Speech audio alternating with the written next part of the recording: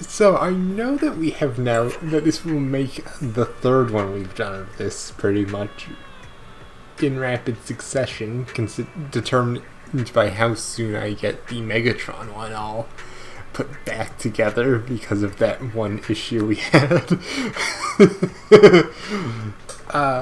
Yeah.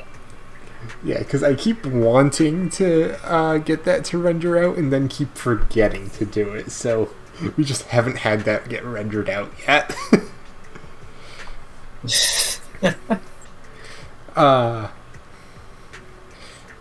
Yeah. I will ask quickly before we continue on. Nate, do you hear the music or is it not transferring to you? Not transferring, but it's fine. Okay. But yeah, like we had mentioned with the Skylanders one, I thought it would be interesting to see what Nate's effectively blind listing of the Zenless Zone Zero characters would be. Yeah, I'm going in completely blind as I have not played Zenless Zone Zero and do not intend to. I will note quickly, where is my good buddy? The spoiler panel, except it's a... Okay, no, there we go. So, I will note right now, I will have things mentioned that are spoilers. If you do care about the game, be aware of that. I know that Nate doesn't care, so I'm going to tell him.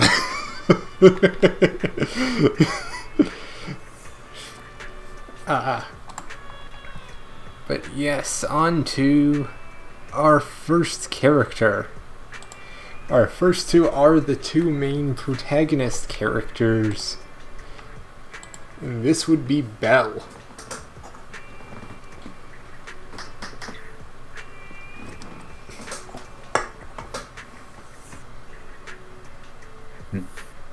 Belle, she looks like a post-apocalypse Danganronpa character, which I'm guessing is going to be the common theme for a lot of these characters. Due to the styling of the character art, possibly.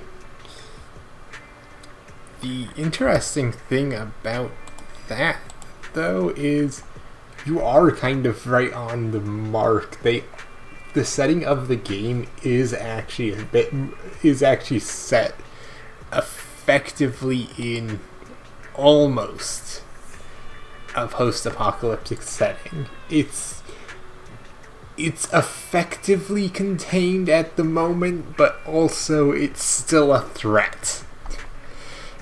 I see. Yeah.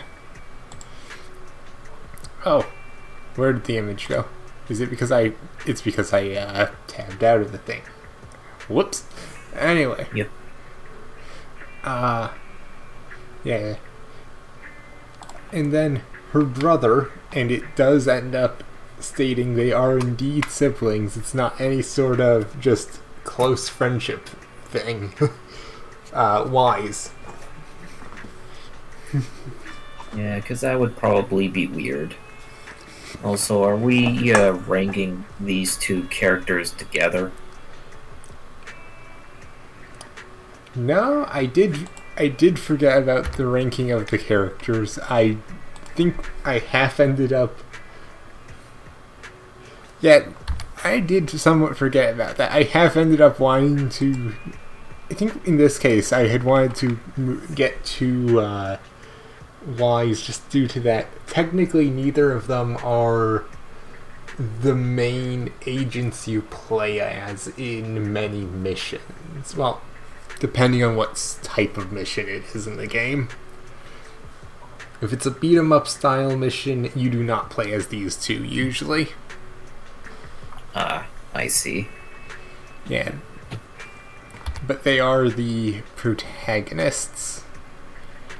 Let's see. A bit more information I can provide. The two own a video store that they end up running what is basically an illegal guide service for entering the disaster zones where people can be corrupted. Right. You can also adopt a cat named Dinky. Well, the default name is Inky, but you can name it whatever you want.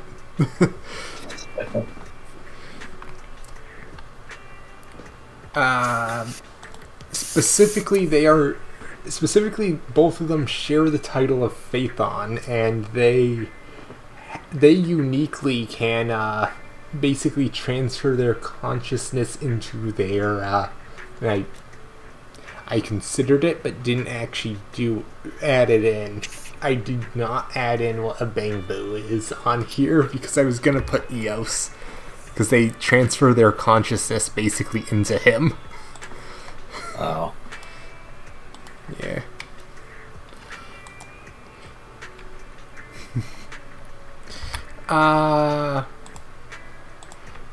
Yeah. Where should those two go? They cannot. They don't have to go in the same spot. I will note. Okay. I wasn't going to, anyways. Since we're early on in the list, I think we should put the sister in A and the brother in B. All right.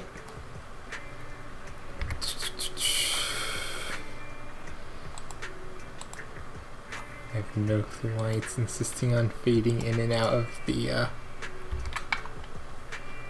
images for some reason. Oh well. Maybe it's the way I end up going in and out of the photo thing. Our first member of the Cunning Hares, Anne B. Damara.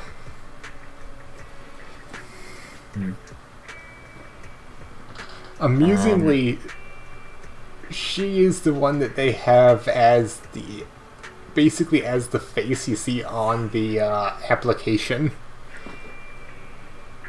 Okay. Instead of either of the two protagonists, it's her for some reason.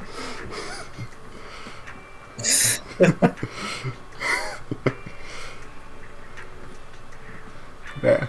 I am going to comment and say that she does need a bigger skirt because that thing is like an inch too short for revealing too much. I think she has shorts under there. Oh, okay. I think. Yeah. I can't recall. I don't often... It doesn't look like it, though. Yeah, I don't often play as her, so I can't recall for certain. Okay. I used to put her in the teams more often, and then I got other characters that were much more I enjoyed using in combat much more. How most of these games work. Like you end up replacing your starting characters in favor of like other ones because they're better. Depends on how well the game handles power creep. I know that Zenless Zone Zero is actively going to go back and actually handle power creep by updating the older characters to the level the new ones are. So they're actually going to actively try and fix that. But that's not why. There were just other characters that I ended up finding more fun.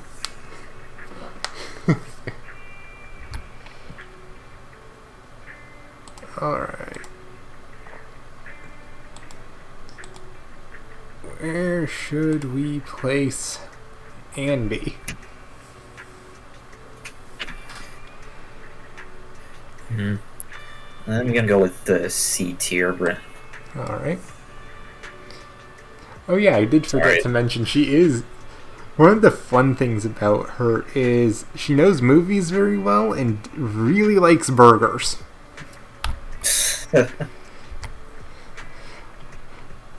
Like, really likes burgers. You will often find her eating a burger whenever she can. I can hardly blame her. Like, almost every day at college, they always serve burgers. Even though I had it like yesterday, I always go like, yeah, I'm gonna grab a burger just because it's like one of those days. Next, if it would stop fading out on me, we have Billy Kid, also from the Cunning Hares. I think I've seen him before. Yeah, In, you might the, have. The ads. Yeah, you might have. I think him and Nicole, who's gonna be in a couple, you have in a little bit. You probably saw those two interacting in ads decent bit. Probably. But yeah, I had him on my team for the longest time, despite him being given to you at the very beginning, just like Andy. So that's why I note that it wasn't a matter of necessarily power creep and more just I found someone more fun. Makes sense. It's kind of, it's almost like, I don't know if it's like fair to say it's like a balancing thing. Yeah, you know, kind of. no, like, it's not really a balancing thing. Like, I'd say in the case of this it was game, it's then, a little bit all of the characters- playstyle thing, because each character acts a bit differently and has different playstyle. Like Andy has a sword and goes and is very much an up close melee character. Billy clearly has dual revolvers and is a bit more ranged. Makes sense. He is also, I think they call characters like him an intelligent construct, because he is no longer, he basically took the forbidden fruit test and is sentient instead of being just a programmed robot. He has full sentience now. Interesting. I always thought he was like a cyborg. Nope. Apparently early concept art had him as a human, but he's full full robot. Interesting. Actually, It helps him hair, actually. though. It actually helps out in one of the story missions that he's, he doesn't have to breathe because everyone else on a blimp gets knocked out with knockout gas.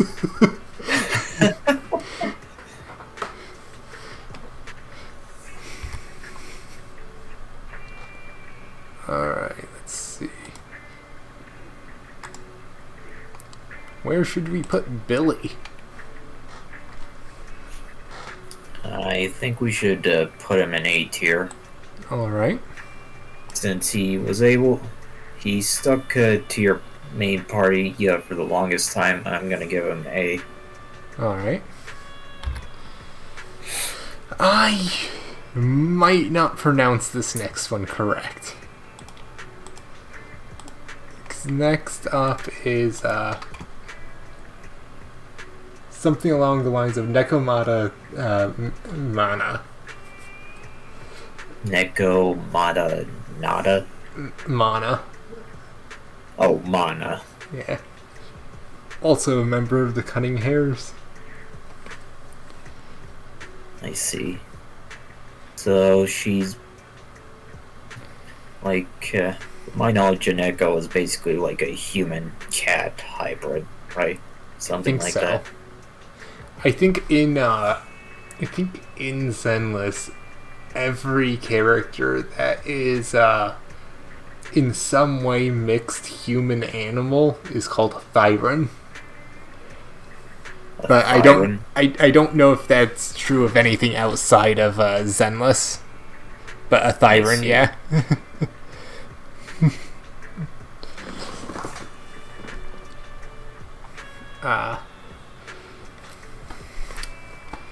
Yeah.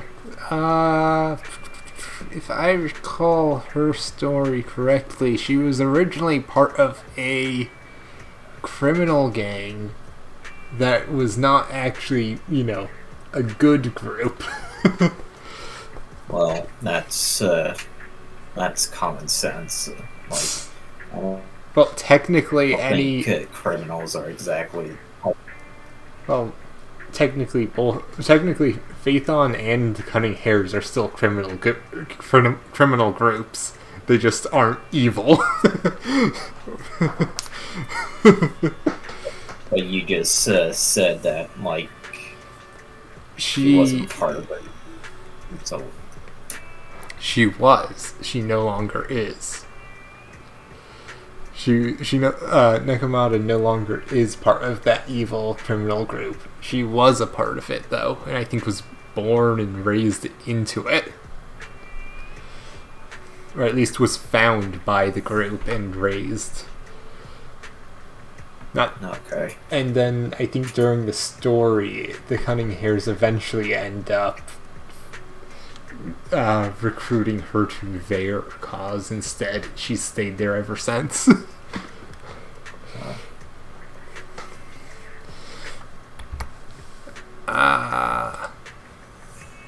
One thing I don't fully get is why the two robotic seeming tails. Oh, are they robotic? I thought they were I think in her case they are. Which is a little odd. But yeah.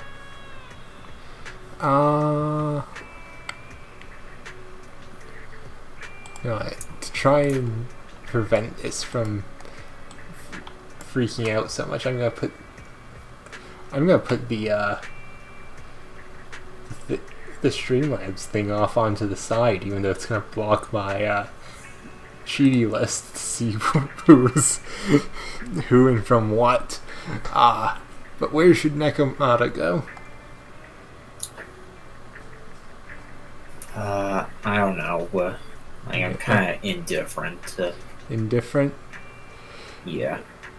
So probably somewhere in B or C if it's indifference.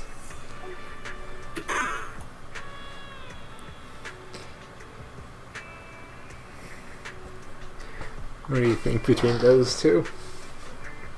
Sorry, I didn't catch that. What? So probably between between B or C if you're indifferent. Go with B. All right.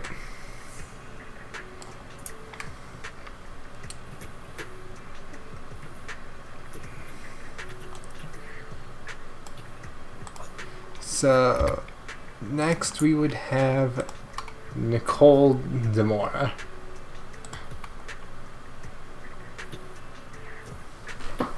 The leader of the Cunning Hares.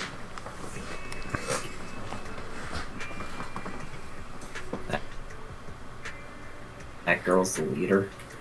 Yes. What can you tell me about this girl?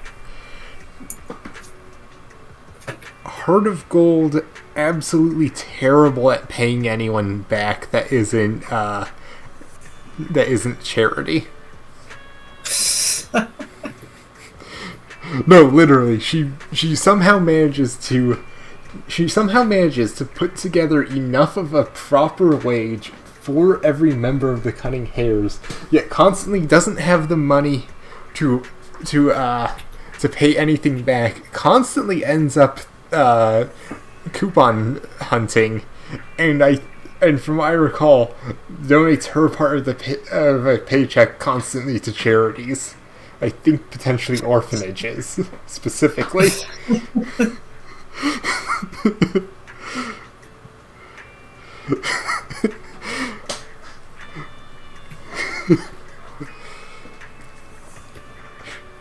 So there's that.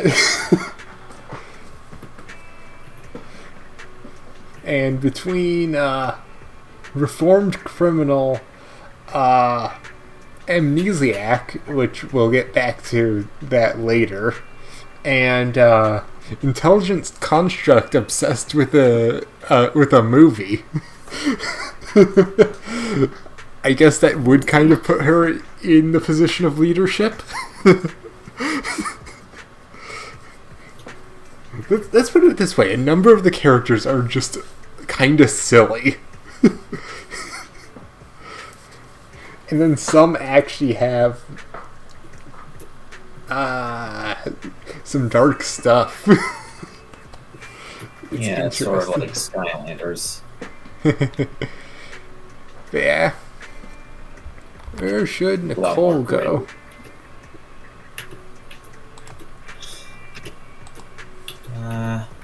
I'm thinking A tier, Rip. Alright. I didn't use her much on my team.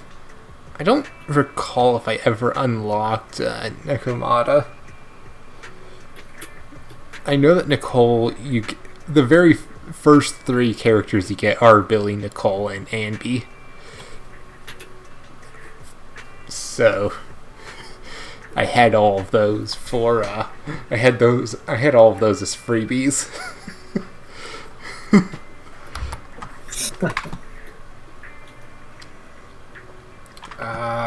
Let's see. Next up is we are leaving the Cunning Hares behind. We are moving on to Bellowbog Heavy Industries with Anton, I think, Ivanov. Ivanov? Ivanov. I don't recall if they ever pronounce his last name. So I may or may not have that correctly pronounced. Voice acting in this game? What? Is there even voice acting in this game? Yes. Okay. Yeah, it is. It does not play like Danganronpa at all, if that's what you're thinking. Okay. This, Zenless Zone Zero plays more of a hack and slash and/or puzzle game. Interesting. So it does not play like Danganronpa at all. Also, you see this drill here? That's his bro. Oh, yep. His bro? Yes, he refers to it as his bro. Okay. Yeah, like I said, a lot of them, there are a lot that are silly, and then there are some that are not. And he is admittedly one of those kind of stereotypical kind of, I am going to be the best buddy you have. This is my bro. He's kind of one of those guys. He has a lot of energy and is very friendly.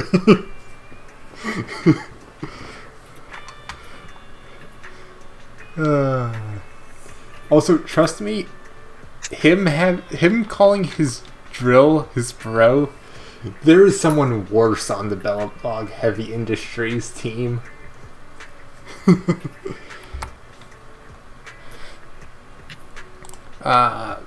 But where should Anton go? And I hit the wrong button.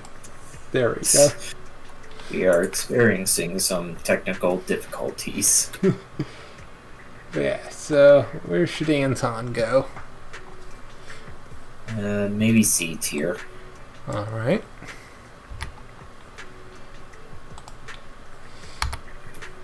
Next up we have Ben Bigger.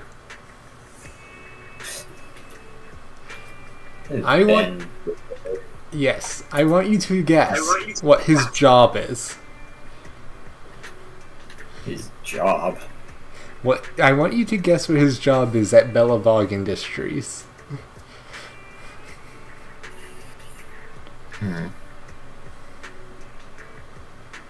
mean, judging by his belt and like the colors on his tool, I want to say like construction. Well, it is a construction company, but he actually does the finances. Oh, like he takes care of finances. Yes. That guy. Yes. He's actually he is very sweet actually. I don't know if it's ever explained how he got this scar, but he is generally not someone looking to intimidate anyone ever. What does he even do? He like I said, he basically does the his main job is to do the finances, but he can help with he often will still help with the actual construction and such. Also, to see the to see things on the phone when he interacts with you, he has to put on glasses. But he's told not to wear them as often because for the sake of actually looking kind of a little scary. He's actually told by the person in charge of the company to not wear his glasses all the time.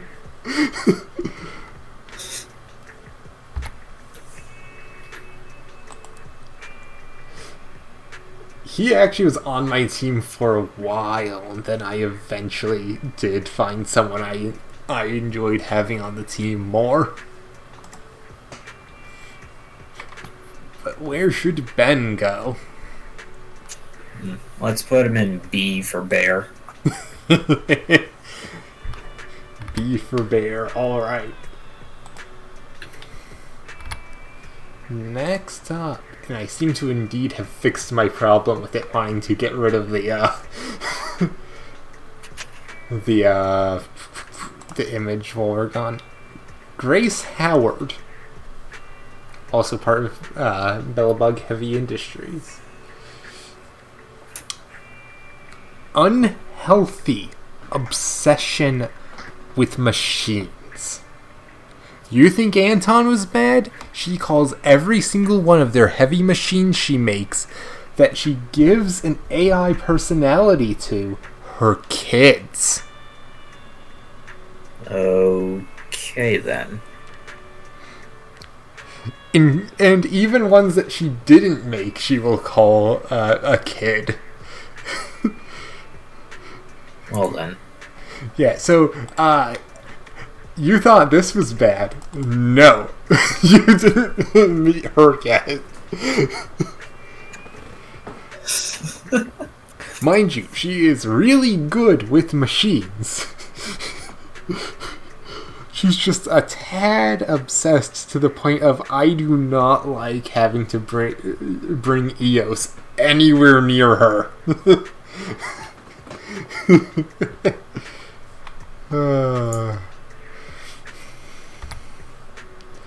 Because she will want to figure out how Phaethon connects with basically connect their senses to Eos. But where should we put Grace?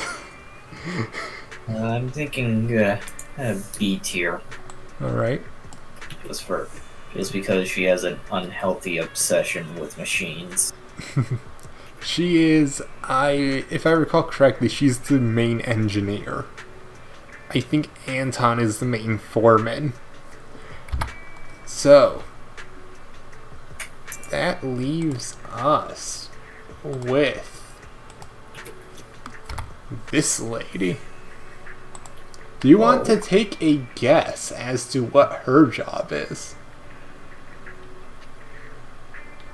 I mean, we already have an engineer. We already have someone who deals with finances.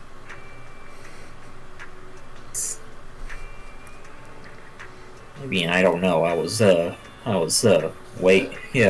with the bear guy, so, like... This is Kaleda Bellabog. She is the current CEO. What? What? What? What? Her dad was the CEO, and then he ended up disappearing for a while to the point of where she now is in charge of the company. Though I think Anton is the acting face. I think Anton publicly is the CEO, but she is actually the CEO. How does that work? Anton goes on and does the shows, the like talk shows stuff. She actually runs it.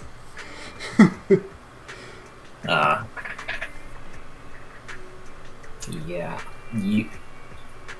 I would have never guessed that she was the CEO. Yeah, I held off on her name because her name gives it away. How? Kaleda Bellabog. It's Bellabog Heavy Industries. Oh, wait. Oh, okay.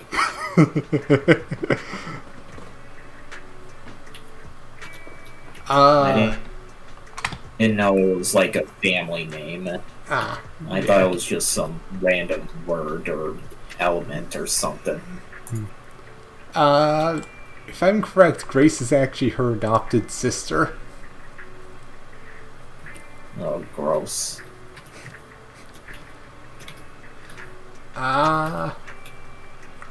Let's see. Kaleda has a bit of a temper. Well, if you have both her and Ben in your team, they will actually work together in combat at times. In special animations that show up just when you do that. Sorry, go ahead. Is that actually like a good thing to have? Sort of. I think it might actually boost her damage when those events occur. Because he kind of ends up boosting her up higher for her attacks when she slams the hammer.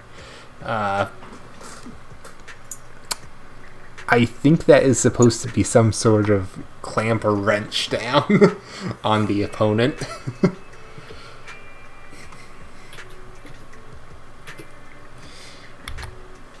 Yeah.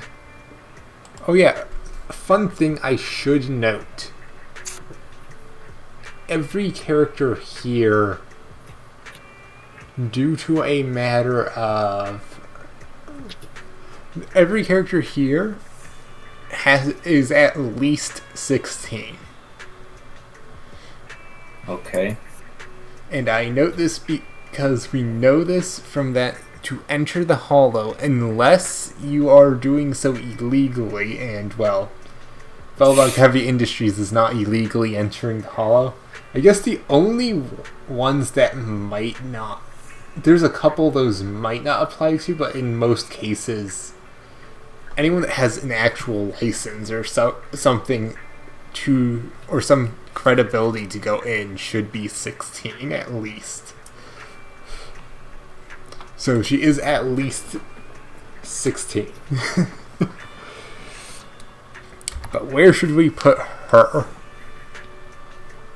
I'm gonna say A tier. Alright. Did I actually switch the thing over? I did not. So I will quickly do that.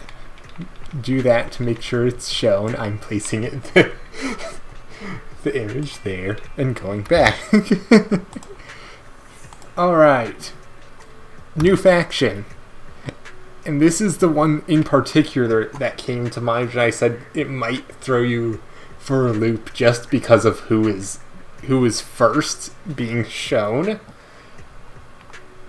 This is Jane Doe.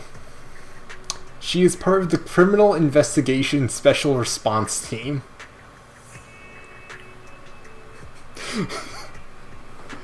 Criminal Investigation Special Response Team.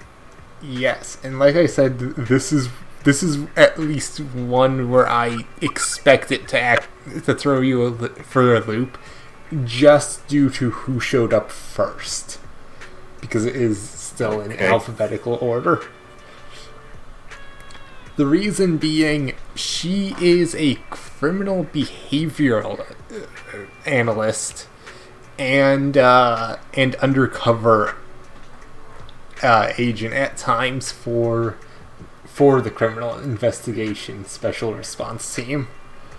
So she is not herself part of what is effectively the police force. She is basically a frequent contact. I see. Question mark. Basically, how she is dressed is her criminal disguise.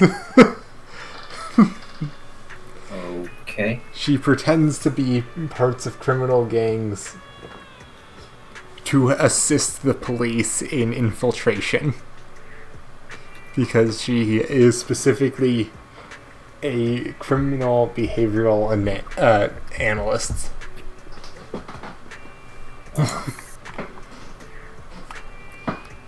And there are...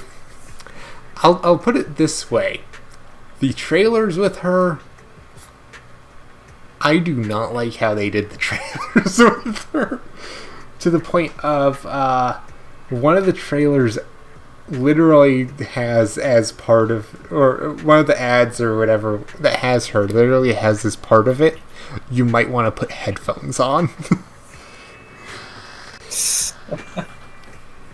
So, yeah. Where should we put Jane? Probably between B or C tier. What you thinking? B or C? I don't know. What are you thinking? I'm gonna give her B just because she is fun to play, and knowing her a bit better, she is fine, but the ads made me very worried for whenever I would reach her part of the story.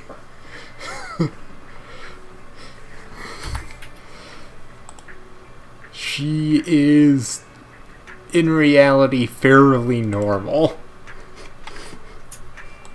Unlike how the specific ad I'm thinking of portrayed her as. Next up, and this probably makes a bit more sense for a criminal investigation special response team member. This would be Chingy.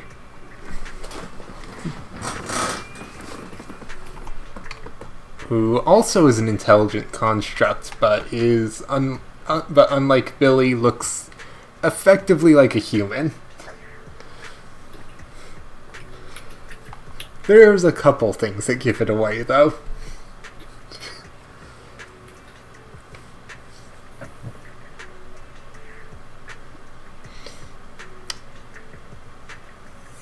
I mean, I can kind of see it on her leg. Yeah. Outline. There's the seam there. There's some markings. I think there's some markings near her stomach. I think this specific part of the hair will often pop up when she gets like a transmission or something.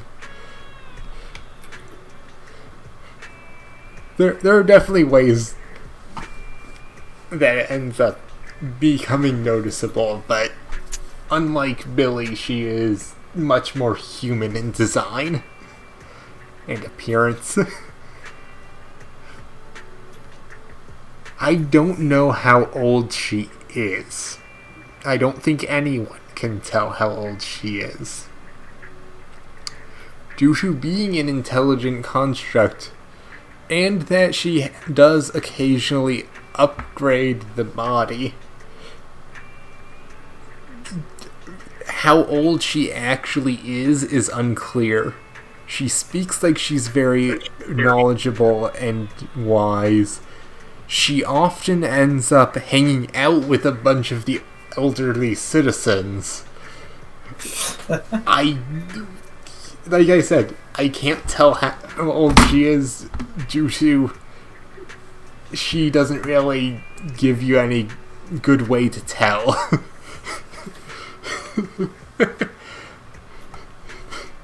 And it is not helped by being a robot, or at least having a robotic body. She could be well ancient. For all we know, yeah. Yeah. So, yeah. Actually, I think she's one of the first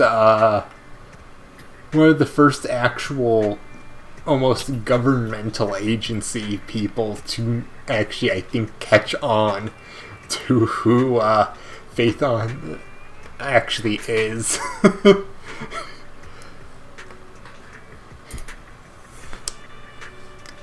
And then doesn't ever share it because, well, it's not necessary. She had no reason to, especially since we've been helping her and her partners. Why should she? Yeah. But yeah. Where should Chingy be? I'm gonna go with A tier. Alright. She definitely seems like a very interesting and mysterious character. She also has an ability of where I think if you use her standard attack enough times, it will get into a combo where it'll basically electrocute a circle around you, stunning smaller enemies or otherwise weaker enemies than whatever level you are. That actually sounds cool. Yeah. There is a certain point where that won't actually stun it, just due to, you need to have some... You can't stun everything. That would be too easy. But that is... Right, of course. Yeah. But that is something that it can do. This guy, Seth. Let me go find his last name. I remember his first name pretty well, but I need to remember his last name. Seth Lowell.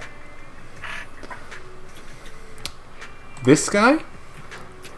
He's effectively your perfect policeman. What do you mean, perfect? I mean, he is the selfless policeman who always wants to do right and the right thing, no matter the situation. He is to the point of he doesn't quite understand sometimes working outside of the typical bounds of the law. I see. So, Chingy and his other and the team's captain actually had to keep him out of the loop with Jane Doe, and still to this day keep him out of the loop about Phaethon. Because he would probably not get it. He is just that much of the pure good cop.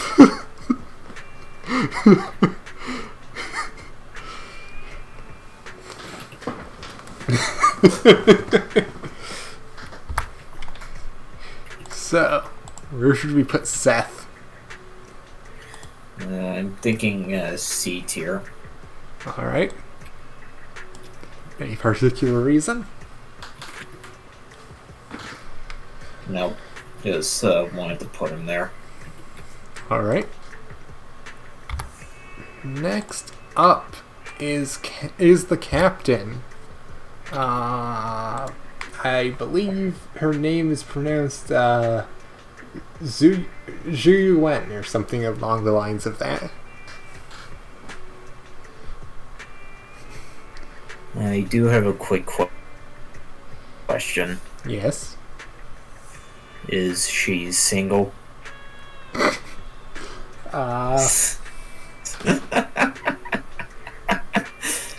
I'm pretty sure. You sure. don't have to answer right now. I'm pretty sure she is. She has a level of innocence to her, but she is a massive workaholic. Ah, I see. A dedicated woman. That's how I like it. Like, goes in to work and works day and night for multiple shifts to the point of you have to effectively either force her to or trick her into taking her time off.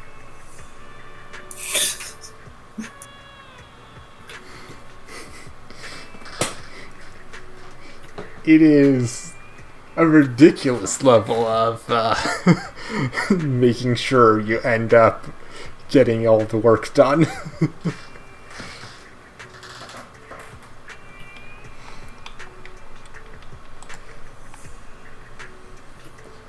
Also, I will tell you, she would probably be heavily embarrassed by you asking that question. And probably not like that. About her being single. Well, I know that, but why would she be embarrassed? Because I don't know if she... I don't know if she would end up being used to someone asking that. And would probably not know what to say about that. Because it would not likely come to mind to her at all.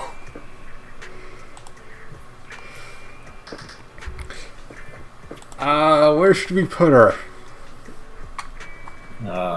Well, the unrational side of me, yeah, it says S, but that's probably too much to ask. So I'm gonna go with A. Alright. New faction.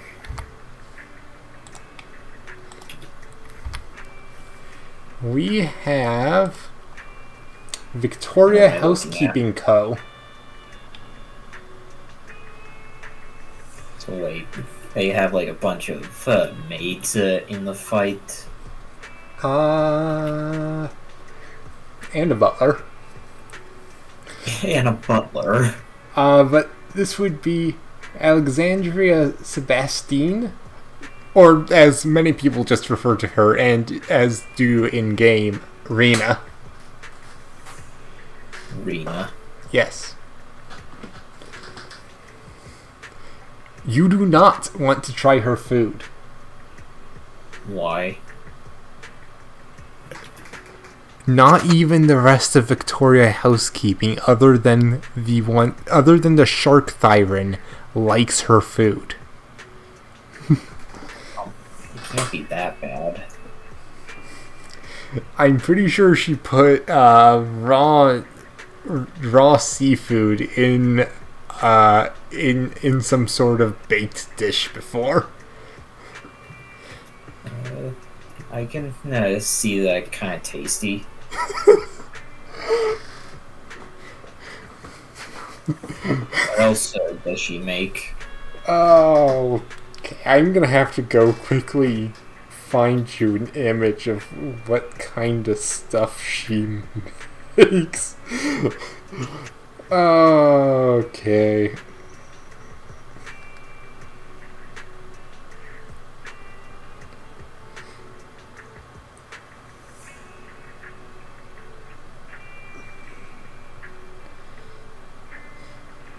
Alright. You ready? if it Yep. actually downloaded, which it doesn't seem like it did, so I'm going to have to try again at getting it to download.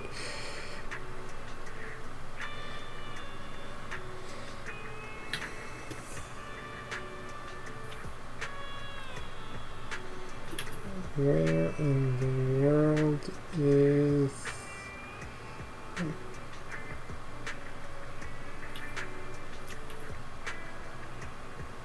There we go. Now it's downloading. Good, good.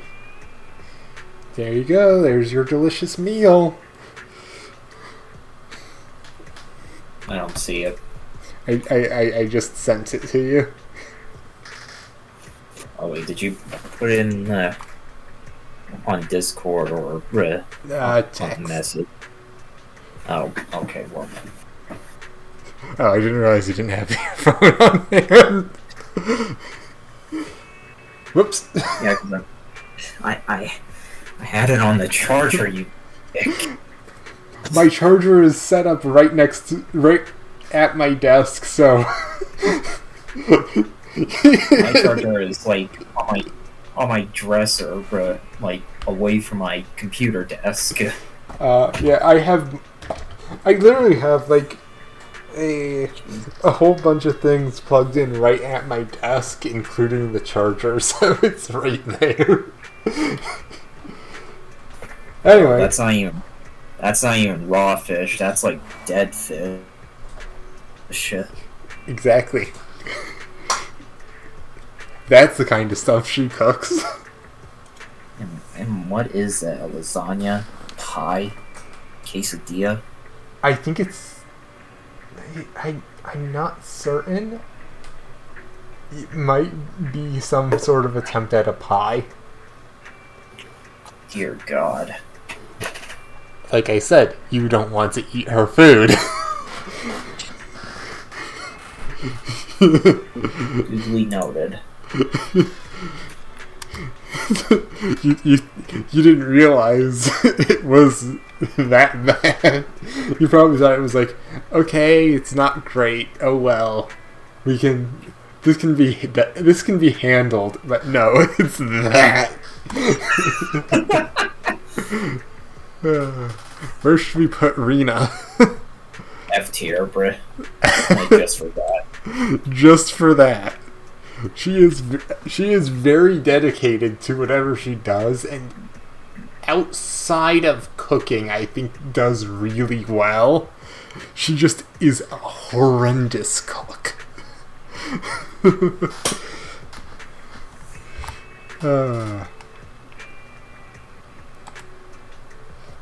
Let's see. Oh yeah, technically she floats due to I think some sort of thruster under her dress. Why? I don't know.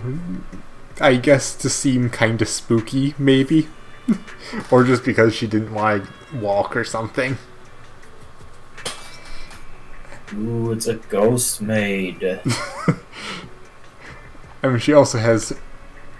I do have Bangbu in here. Technically miniature Bangbu that were customized, but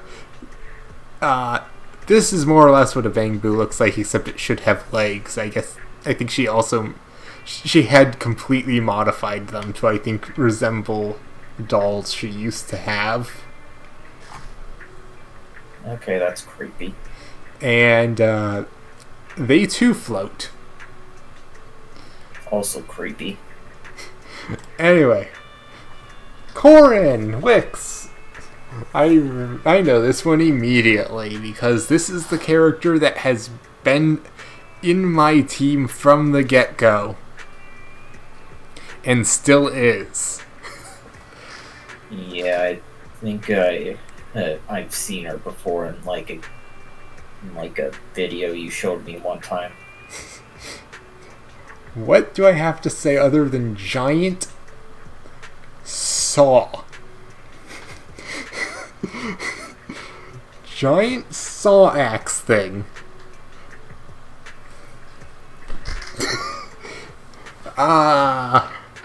Let's see.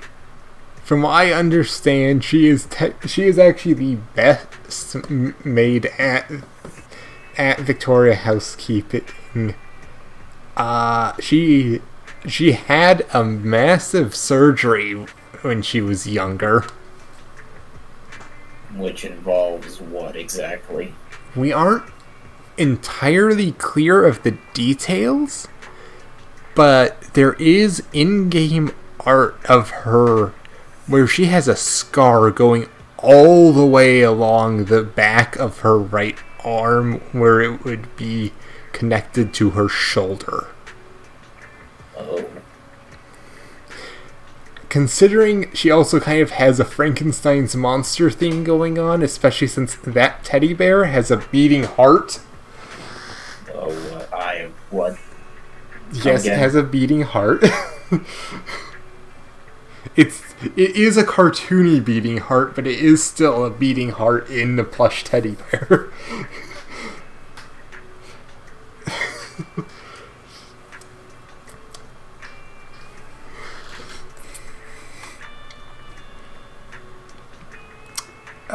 Yeah. Okay then.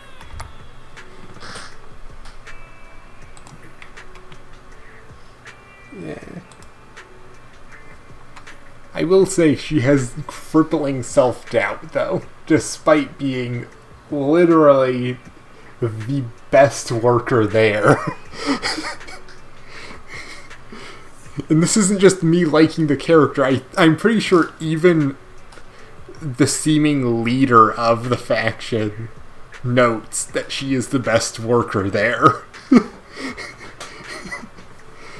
So, there's that.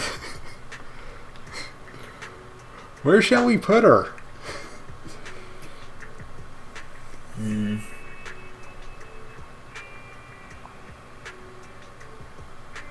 thinking A tier. Alright.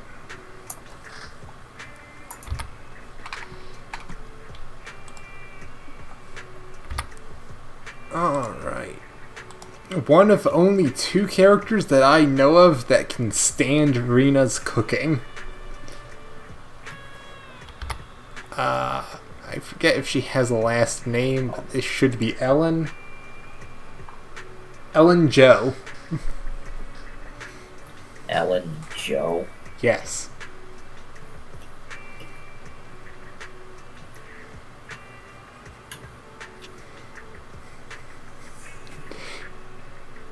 They made a short human and called her Ellen Jo. And a maid for some reason. With what effectively are act like giant scissors as her weapon. Oh, is that what those are? Okay, Yeah. I thought that was a spear. Yeah, that is the hinge where it would open up.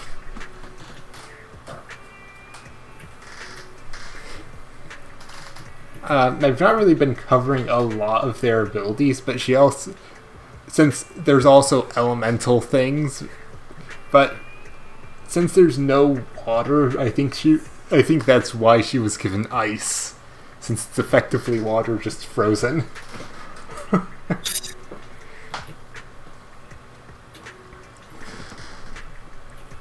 Constantly tired, constantly eats sweets. Very strong. Actually, Corrin's also extremely strong despite her size. Not sure how to explain Corrin's, just because Corrin, for all intents and purposes, as far as I'm aware of, is just a normal human. At least Ellen has the benefit of shark. To explain that massive strength. Does it also explain that tail she has? Yes. That is, from my understanding, naturally occurring for her. I see.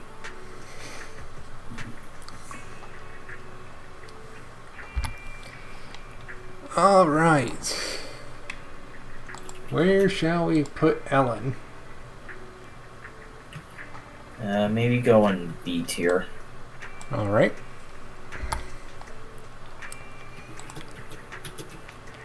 Now, from what I can tell, Lycon here is the leader of Victoria. Well, von Lycon. He does. I don't know if he actually has a name before von Lycon because everyone calls him Lycon. But he, I think, is in charge of Victoria housekeeping. It's sometimes not entirely clear, though. He usually takes the leadership role, but also seemingly at times might have someone he reports to. I can't tell. He actually is connected to a character much later on, which will actually be part of the reason why he is missing an eye and is actually missing his legs. Those are prosthetic legs. Here's your cyborg. Oh.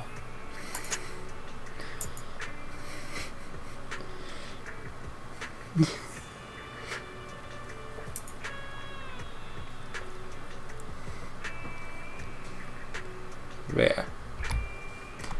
Where should we put Lycon?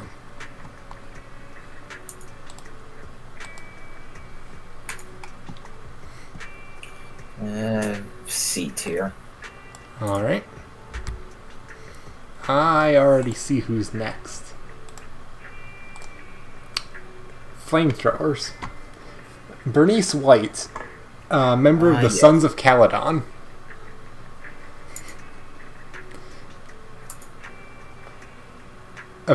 From what I can tell... Your favorite character. What? Your favorite character. She's one of the ones I like a lot, but I'd almost say it would be between her or Corin. Just because both end up being really fun to play. Actually, no. The main three that I would say would be her, Corin, and a character called Miyabi that we'll see later. Wait, you've been saying Corin this whole time? Yes. This is Corin. I thought you were saying corn. No. I heard corn. Yeah, no. It's Corin. Corin. Yes. You can see how I get confused Corin with corn. Yeah, I can kind of see it, especially since I don't always enunciate very well. Yeah, Bernice. Extreme optimist, always finding the way to have the cup be half full. Dual flamethrowers is the one who ends up seemingly running the bar for Sons of Caledon, and also mixes the fuel for their truck into her own special blend of fuel for their truck. That it is implied she might also drink. I see. She is a little insane. Yeah, but who isn't?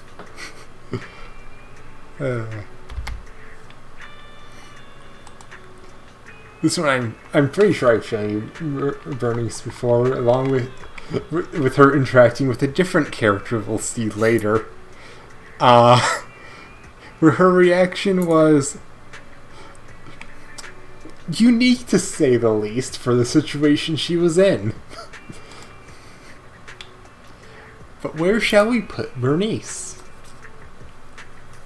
I'm gonna go with S tier. Alright. It's hard to go wrong with dual flamethrowers. Fun fact. since she ends up being the mixologist of the bar, they're named Shaker and Mixer. Yeah, I distinctly recall that. Next up, Caesar King.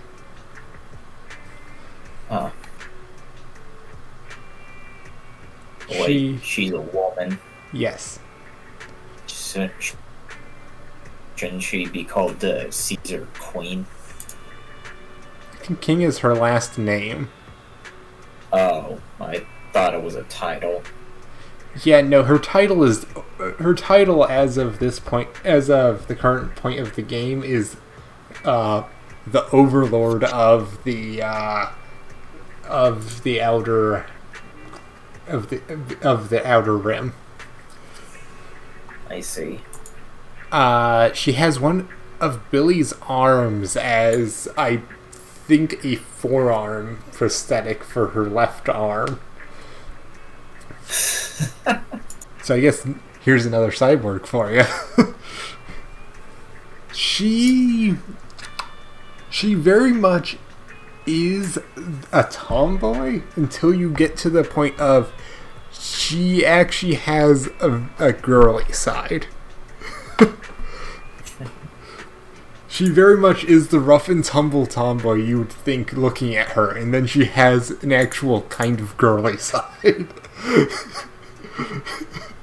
that she tends to keep hidden. So a bit of juxtaposition there. Yep. Yeah. I know that I discussed before, at least tried before, discussing who would win, this Caesar or Caesar of Fallout. I think we had determined the Sons of Caledon, led by Caesar King, would more likely than not wipe out Caesar's Legion. Definitely. Where should we put her?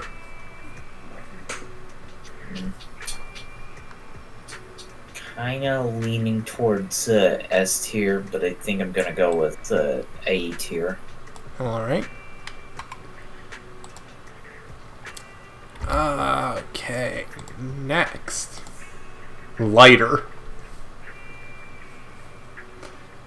No last name, just Lighter. Lighter than air? Probably not. He actually did, if I'm correct, he was a pit fighter.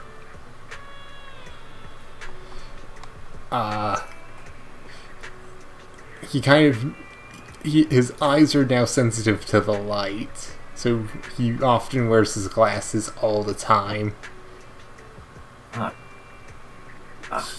He has what is effectively an engine to power up his that somehow powers up his punching. Not sure how. Like I said, the game follows a bit silly logic at times. Which is part of what makes it fun. It lets there be some cartoon logic instead of just taking it all so seriously.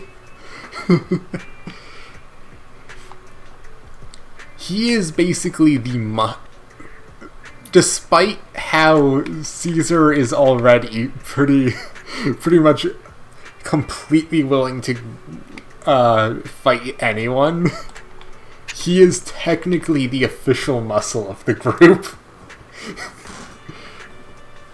And is supposed to protect their leader. I see. A little hard to do with the band of misfits that make up the high ranks of the Sons of Caledon. You know, the insane pyromaniac, the very much ready to battle and take any challenge leader, and then you'll see the other two in a bit. Yeah. He's definitely got his work cut out for him.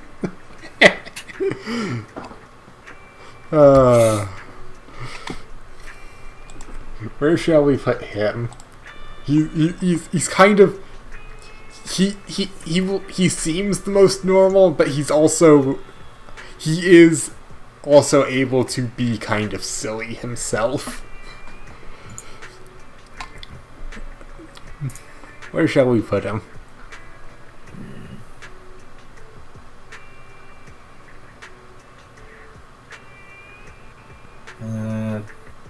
I'm thinking B tier. B tier? Alright. Yeah.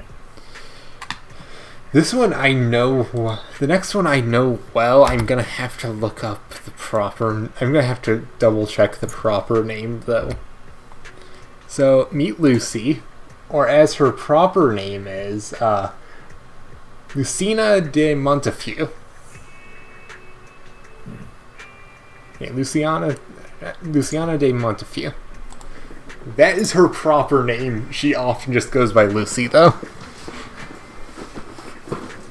She basically ran away to join the Sons of Caledon after attempting to stage her own kidnapping, and the Sons of Caledon ended up actually stopping the attempted plan to kidnapping. So she ended up deciding to just join them instead because she wanted to run away from being basically this wealthy heiress. Because it did not fit with her. She still very much ends up, as much as she often doesn't like to try and admit it either, she also ends up still having a taste for the refined stuff. And being somewhat not as, motorcycle gangy. Like, I think it's mentioned she frequently redoes her own makeup.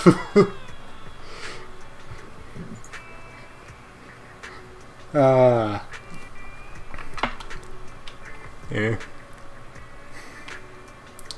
She will often end up fighting with Caesar just because of both loving and hating how because she's effectively the brains.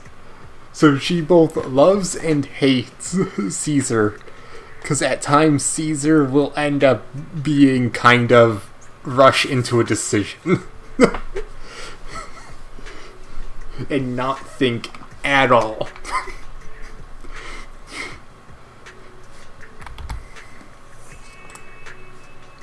So, well, where shall we put Lucy? I'm going for A tier. Alright. Next up, Piper. I forget if Piper has a last name as well. Piper Wheel. Well, that makes a lot of sense. She's the main driver of a truck called Steel Tusk, of which she is rarely seen without. Very tired. Acts massively like a much older lady. Not certain why. She often acts much older than the rest of the Sons of Caledon, and I'm not certain why. She looks about the same age as Lucy.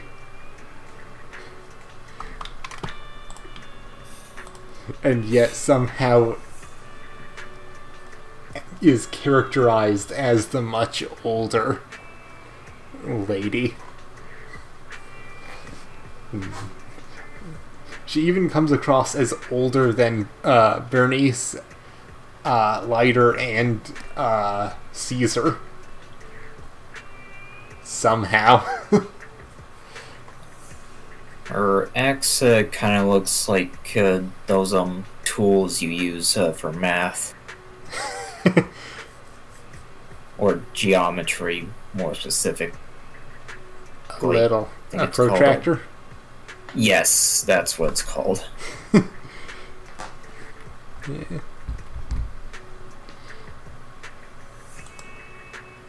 I forget if she ever met Grace, but I think they would kind of get along pretty well.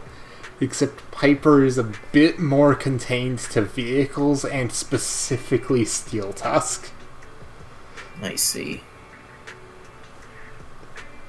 She is very much the mechanic and very much, like I said, at least is contained to Steel Tusk, and unlike Grace, isn't actively searching for everything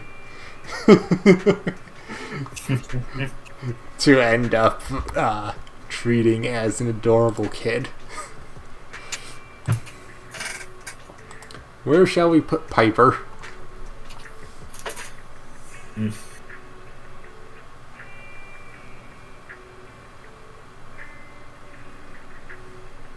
I don't know, you decide.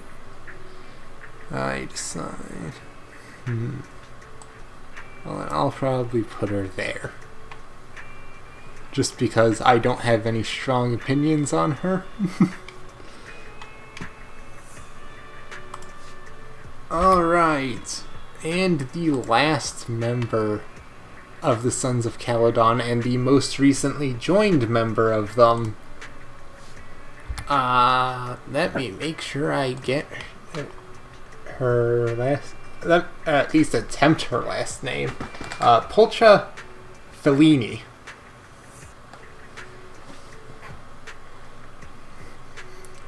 Also known as that one Thyran that Bernice lit's tail on fire after she was threatening her. Oh. You remember that cutscene? Yep. The one where Bernice's eyes go wide as she says about cats like being warm and toasty, and then had set fire to Pulcha's tail, setting her off an alarm. Because that is not normal behavior. Especially for being captured and threatened. I think it's literally stated in-game that Bernice harassing her is part of why she joined. she decided to tame. Bernice basically saw her once and decided, yes, I shall tame the mercenary cat.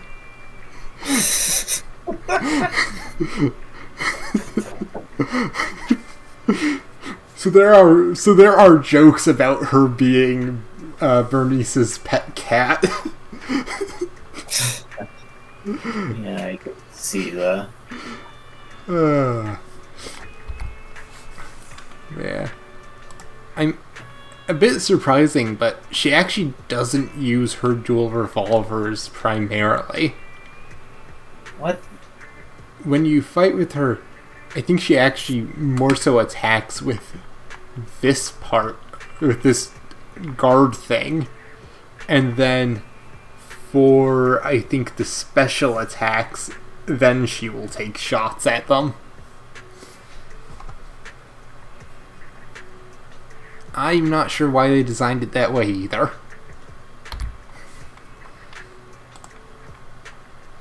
It's a little odd.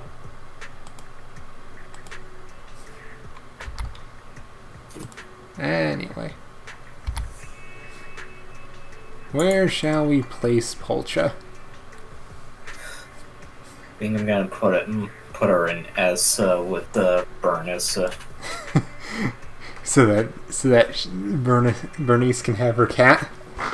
Exactly.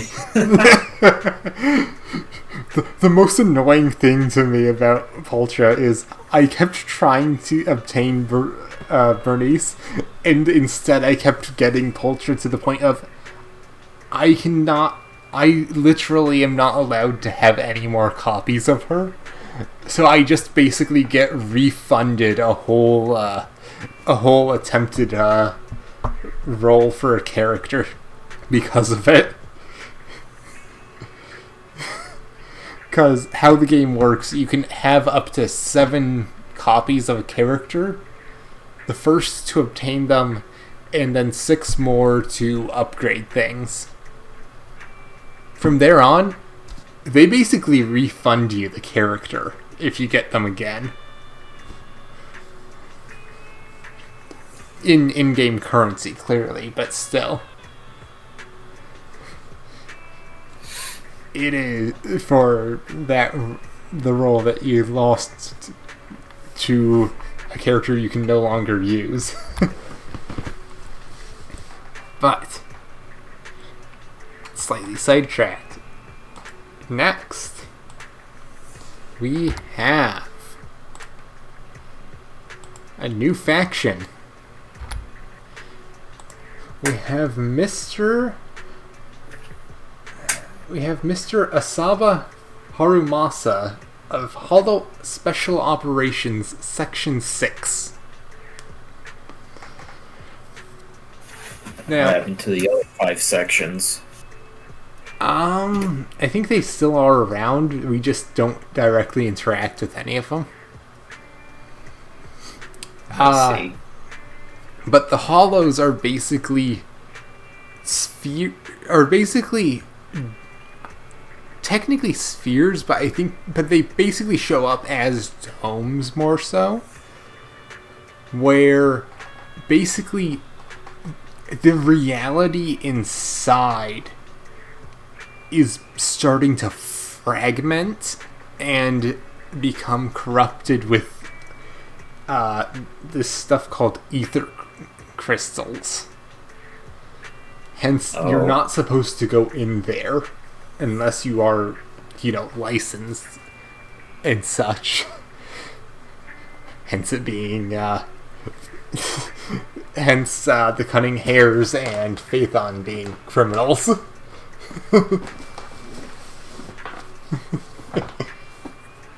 But yeah, this guy has a condition. Now, he is admittedly kind of lazy. He will get all his work done very quick, but he will constantly try and he will constantly try to get a medical sick day off.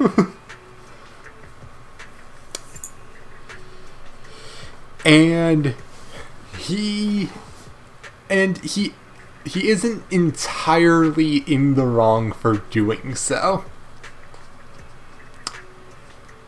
He has a condition where that makes him effectively really very well immune to hollow corruption for a certain point for a while, but often the people with his illness don't make it as long as he has. Because eventually it will reach a point where if they go in the hollow, they will instantly corrupt. I see. So he does have a valid medical condition. There was a scientist that had experimented on him and others, some that seemed to have somewhat helped his condition, but he still has the chance of that occurring technically at any moment. Though, and actually it almost does in his in his agent story, but we happen to rescue him just in time. To the point of where he recovers enough where he can go back in and just continue on as normal. Okay. Which is lucky. Because there's only 2 cases that I can think of where we just save people that almost corrupt. Because there's a certain point where it is considered beyond saving, and you cannot save them. So it is kind of lucky we saved him. And then the other one is later, and that's a whole different mess than having saved him. We saved him by, I think, managing to use the cure on him. Or cure, I say in quotes, because I don't think it truly cured him. It just saved him enough where they could stabilize him. Where should we put him? I don't know. You say... I'm going to put him here. He's a bit lazy, but he's actually kind of interesting. Considering that condition in his story.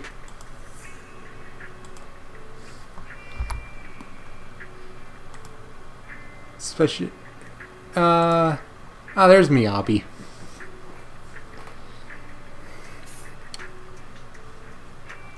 So, Miyabi, the chief of Section 6, has a katana that basically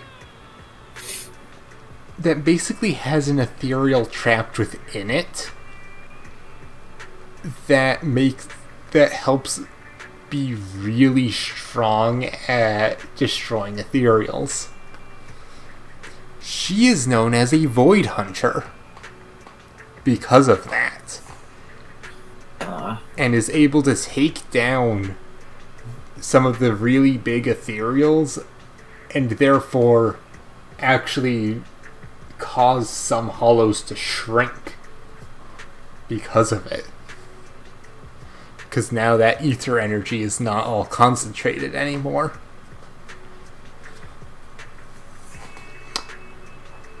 If I recall correctly, her sword is called Tailless. It is connected to her family.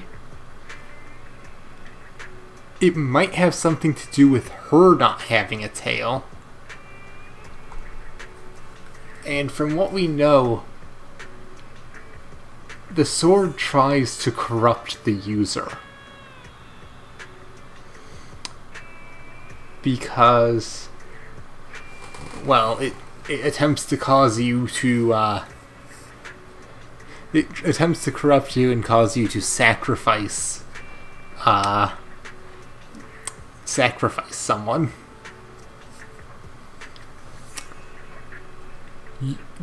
During a point of the story, it tries this on Miyabi. She fights it off.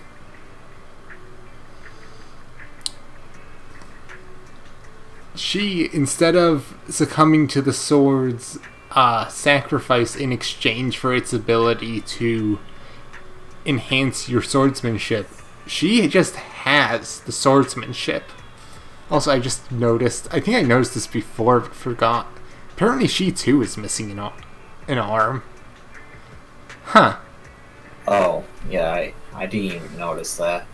But yeah, she ends up actually fighting off the sword's influence on her own.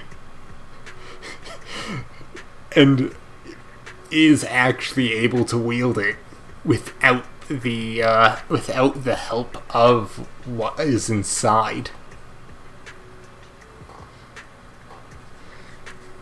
Also, to actually access the sword, that's a fingerprint scanner. It does not unlock for anyone that is not her. Because it would not be good if it did.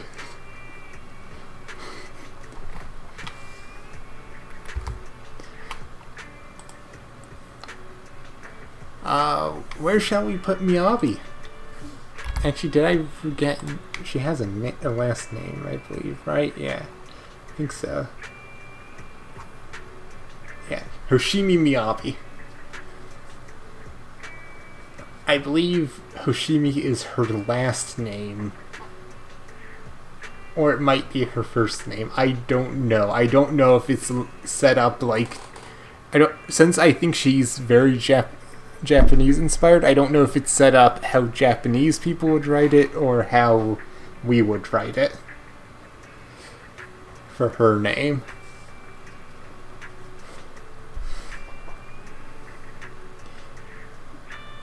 I think that might be true with all of the Section 6. It might be last name, first name going on with these guys. Yeah. Since I think they're almost always referred to with what is written second in most cases. So yeah. So where should we put Miyabi?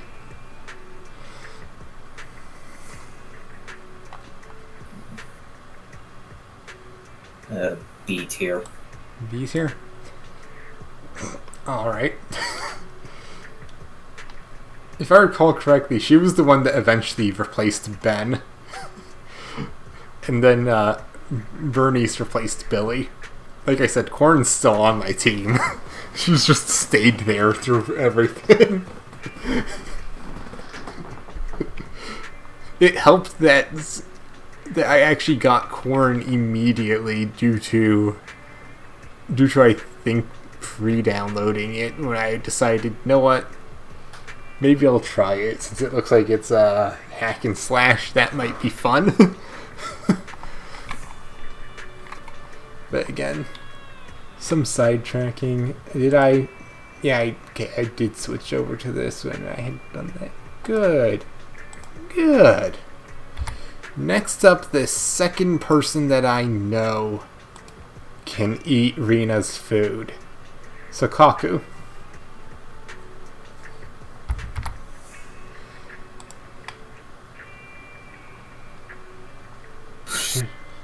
What exactly is she? A blue devil? An Oni. An Oni? Yeah.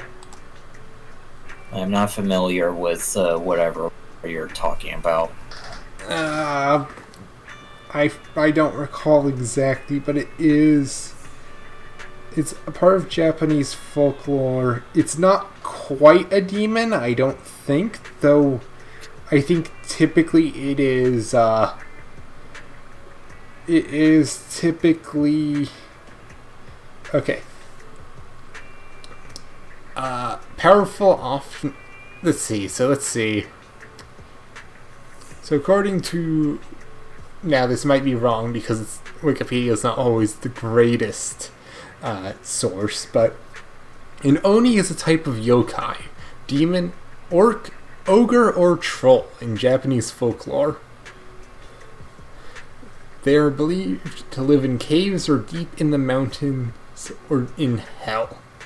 They are known for their superhuman strength and have been associated with powers like thunder and lightning, along with their evil nature manifesting in their propensity for murder and cannibalism.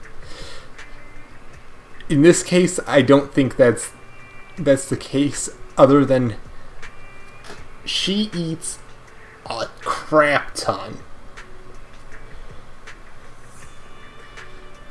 I think a recent in-game event had mention of the next character after her, who's effectively her caretaker, ordering 5 pizzas just for her. Jesus. Yeah. If I recall correctly, the character that comes after this basically wiped out the Onis and had ended up, I forget if it was the mother or the sister of Sakaku, actually it ended up taking willingly having some of that blood transfused in her so that she could help Sukaku survive by giving her reason to not distrust her.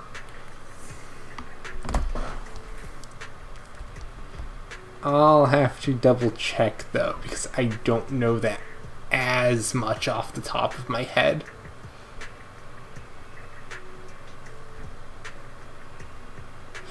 But yeah. She is effectively... I think they effectively tout her around as a mascot more so than a full-blown member. I think she's technically a junior member. Just due to the nature of her.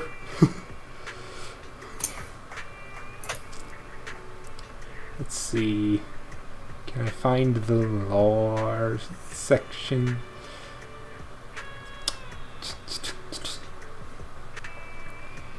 Yeah. Yeah, she is also one of the more innocent characters. I see. Yeah. Okay, so apparently, looking at things, apparently as part of her history, when she was young, Sukaku found herself amidst the conflict and strife of the Oni rebellion. Her only known family was another Oni she called Sis, the daughter of the leader who began the revolution and his successor when he died during the war. She and Sukaku grew and starved together. One night, a hungry Sukaku searched the battlefield for food and stumbled upon next character, who saved her from an oncoming missile strike and gave her her rations, which Sukaku wanted to share with all the clan. Sukaku was oblivious to the character's mission to assassinate the rebel leader, which the next character did honorably, and ended up having the blood infused with her own. So, technically, I think I don't know exactly how or why. I think it might have been like a dying wish that it would somehow be some sort of blood thing that would therefore make her the next character be her legal guardian. I don't know exactly. Anyway, we can probably do a little bit more discussion of that when we move to the next character, but where should we put Sukaku?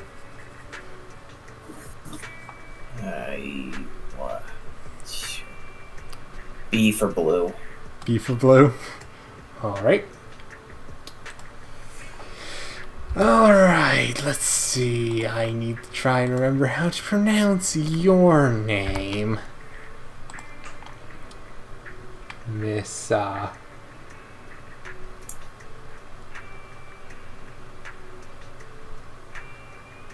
and I'm going to butcher this last name, aren't I? Tsukuhiro Yanagi. Or Yanagi, however you want to do that. The Yanagi is the one that I know is almost right. I don't know about the other one. But, yeah, this is now... She is the one who ended up taking out the leader. She is the one that killed her sister. She is the one that is now the legal guardian with the blood of the Oni infused in her. I think it made her slightly, I think it made her vision pretty bad, though. Oh. Though, she also seems to have some level of control of time, which is a little frightening.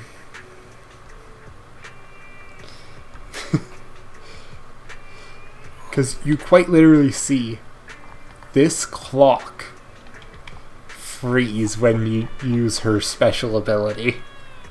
Or I think the ultimate one in particular. So, yeah.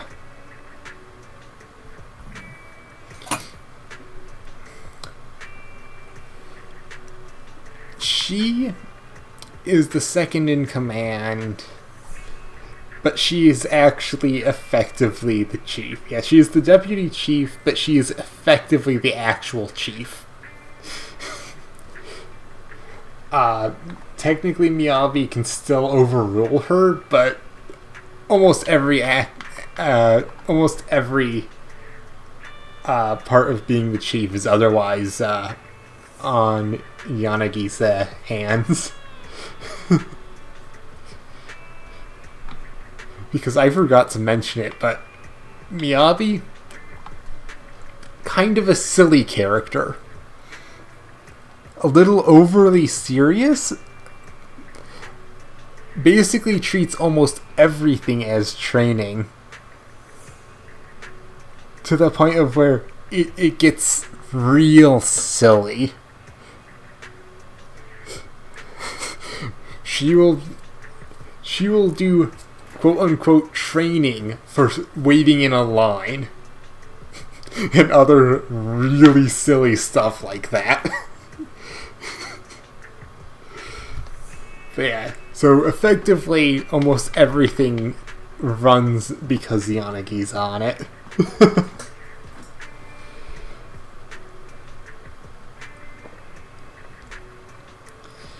Alright.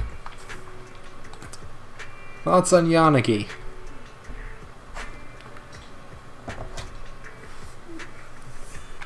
I don't really have anything to say. Nothing to say.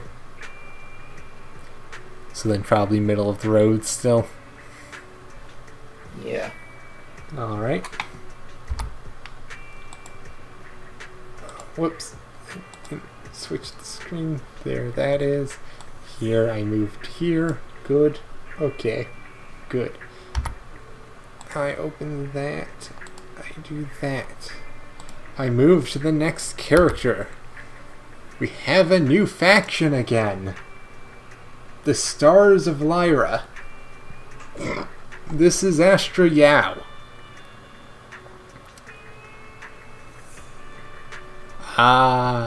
She is musician. She's specifically a singer. She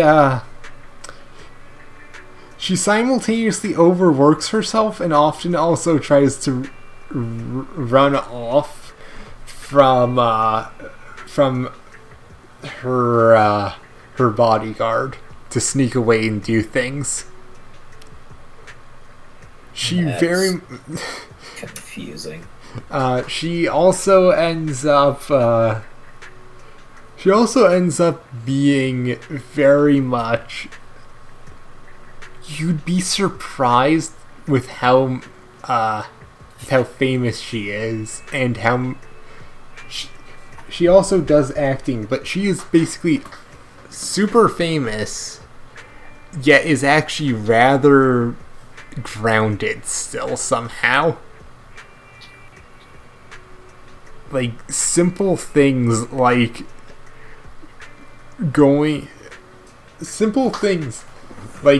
just going and hanging out by the light tower, she ends up enjoying.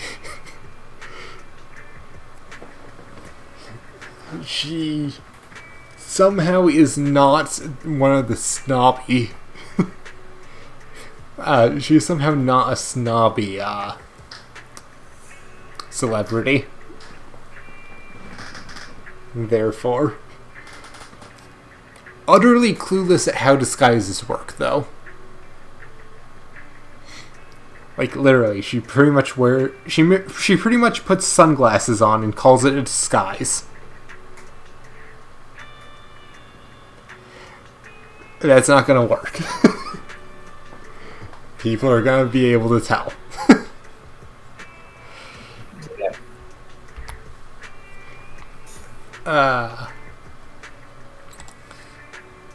Yeah. Where shall we put her? C. C? Okay. Next up will be her bodyguard.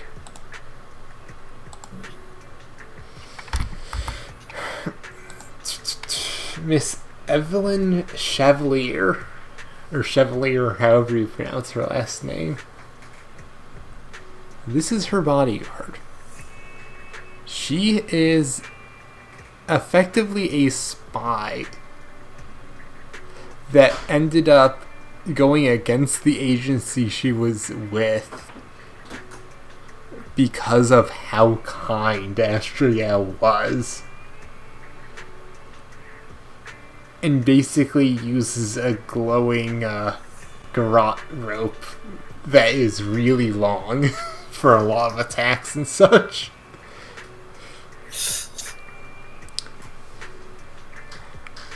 From what I understand, she is basically the only direct bodyguard that Astriel has. And she is really effective at it, and really effective at tracking down Astriel whenever she runs off to do something or another.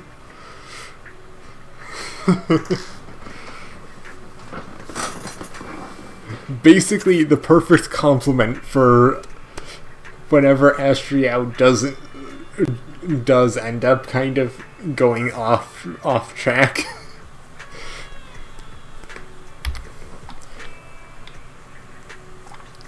Fun to use in combat too.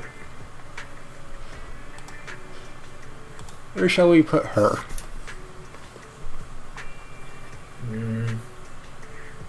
Let's put her in A tier. Alright. Ah, yes.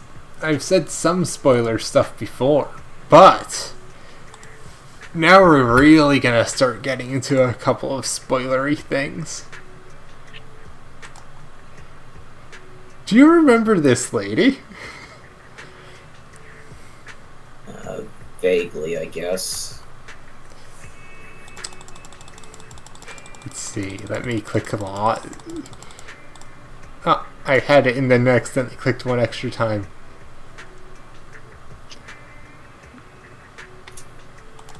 So wait, are they the same person? Hey look, it's Anby again! Meet Soldier Zero. Also known as Anby of Silver Squad. Okay. So Anby and all of her sisters are clones. Or at least genetically engineered humans. Bred to be soldiers. I see.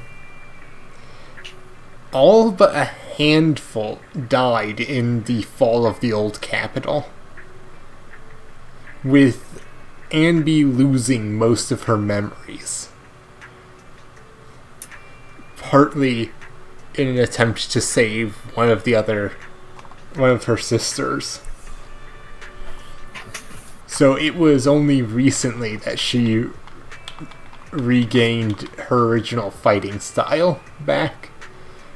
And it is as a separate, is technically a separate character, but also treated as the same. So you have to select it separately from normal Anby, but in universe it is one and the same.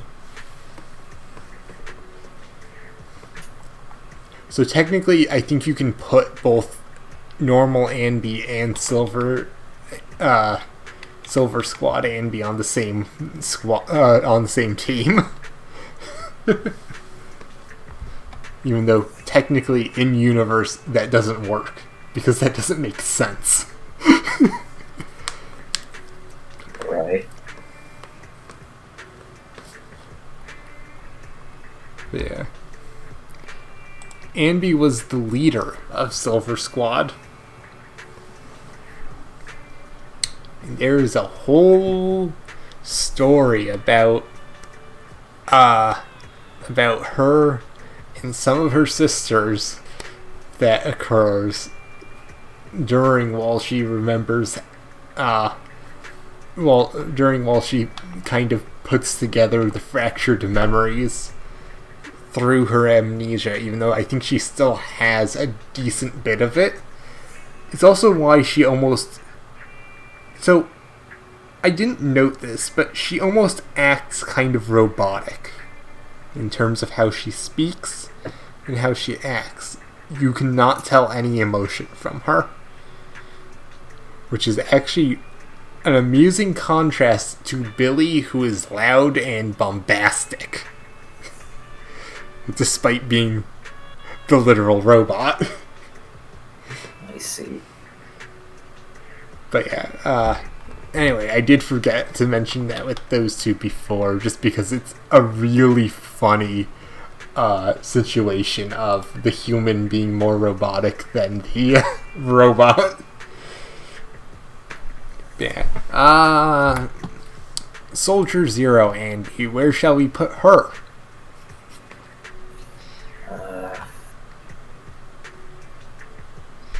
I guess put her in the same place as the other.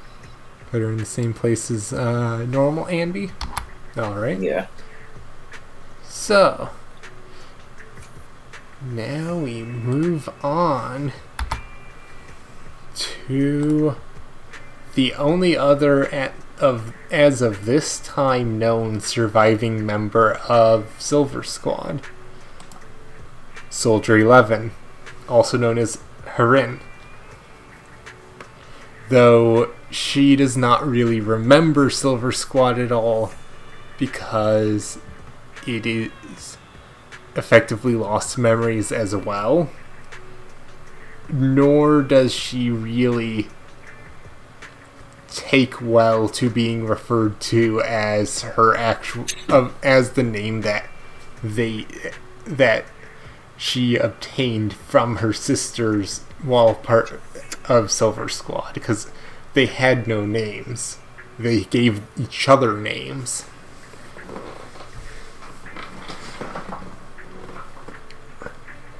But Soldier 11, unlike Anby, is still part of the Defense Force, which is basically the military. Because Anby, after basically sacrificing herself so that they would end up keeping her in,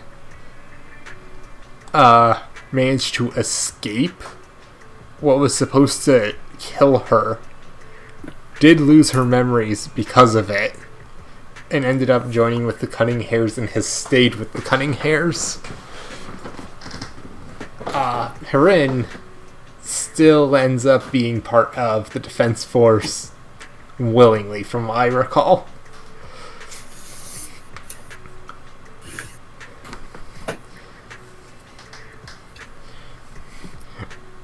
The fun thing is, people could tell that there was something about them being kind of similar, but couldn't tell exactly what the connection was from the get-go, because I'm pretty sure Soldier 11 and DJ, we may need to cut short it being late for me.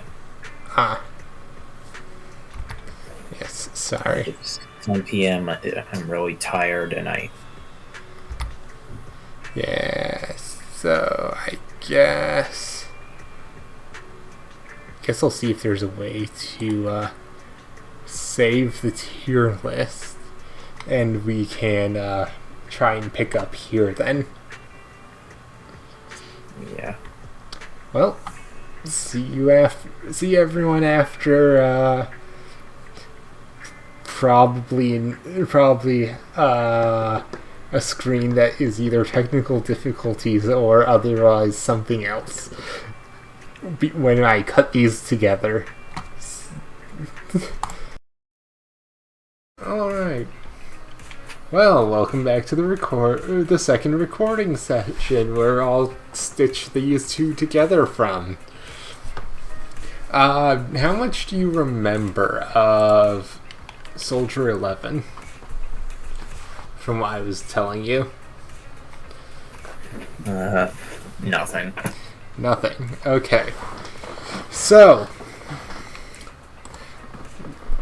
I think I had mentioned with Anvi about how she is actually either some sort of mixed thing of clone and genetically modified human. Oh, I see. The Anvi we know is Soldier Zero. Soldier 11 was part of the Silver Squad, which was made up of those clones. They never actually were given names. They were just Soldier 0, 1, 2, 3, you get the picture. They gave each other names, and Soldier 11's was Harin.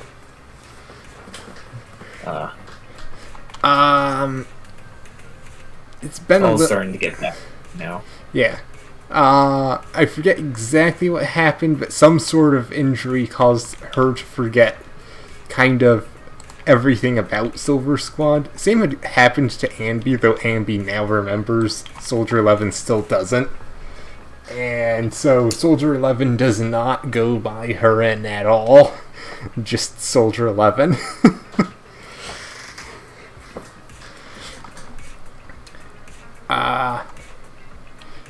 As I had also said, Anvi is no longer part of the Defense Force, which is basically the military. Harin still is. As part of Obel Squad, who there are going to be technically 3 new, I think, playable characters for later down the line, but I don't have any actual portrait images of them because I don't think we've gotten any for them yet. I encountered one of them actually not long ago in the game. It is basically this very timid girl and this kind of rude gun that talks. But anyway, that's sidetracking a little. Soldier 11 actually plays a role in the quest to get Inky. The cat I ended up accidentally sidetracking us with before this recording session. Yeah.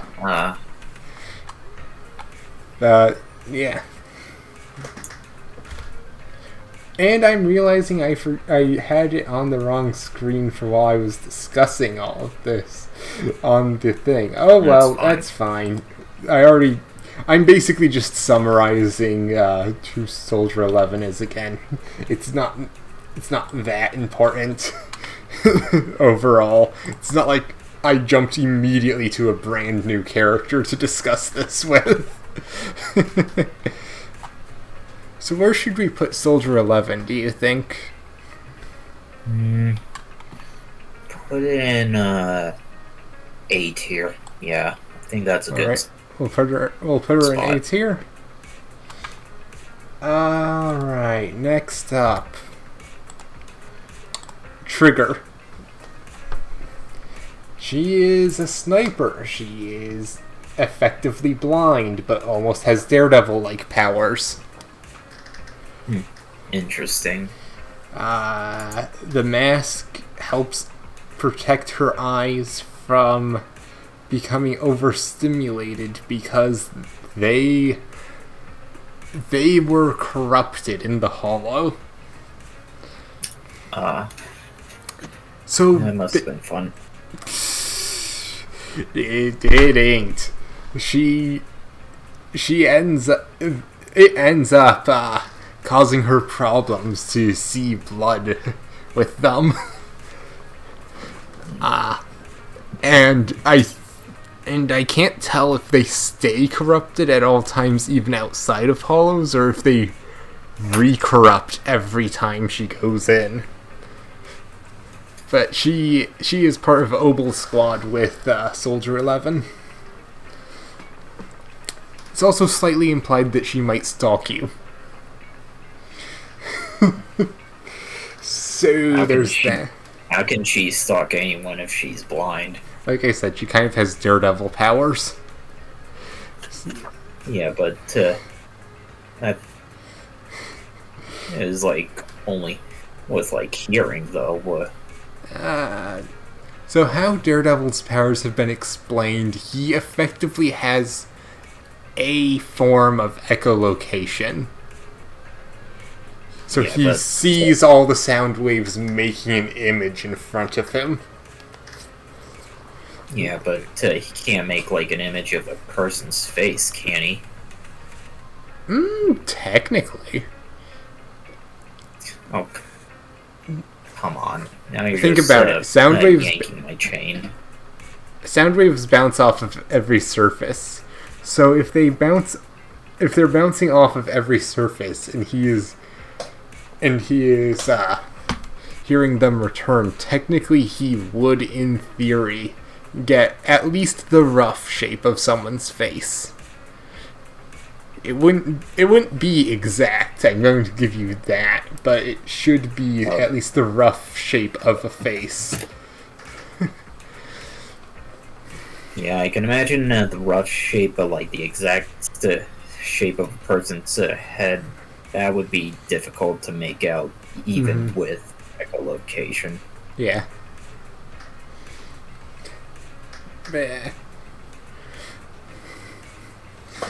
So, where shall we put Trigger? Oh, actually, one quick thing first, though. She is the last remaining member of her squad, had a lot of PTSD over it, and she sees her squad at times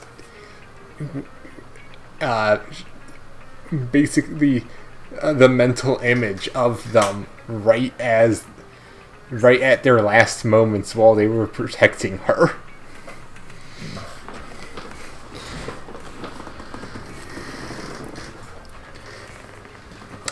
Which, yeah, and this is again why I kind of noted there are some that are absolutely goofballs, and then there are some where it's actually like, oh, that's kind of dark. Anyway, yeah, back to where should we put her? I think I'm gonna put her like at the top of A tier. All right. Definitely seems like a interesting character, for sure. Right. Yep. You need to switch your screen. Yep. Did so. I noticed that after as well. All right. So then we have Hugo Vlad. He runs an organization known as Mockingbird. He did not have a good upbringing. He is what is referred to as the bastard son of one of the high-ranking families of the business ventures, and that man would have his children fight each other over who would be on top. Oh. Yeah. They are... His family is not great. In fact, a bunch of his other siblings... There was one sibling of his that actually showed him kindness. They killed her and pinned the blame on him. Okay, that's fucked up. And the father thinking it was him, praised him for it. What? Welcome to, like I said, there are some real fucked up shit in here. What kind of sick bastard are we dealing with here? It's like, the criminals you would see on Law and Order.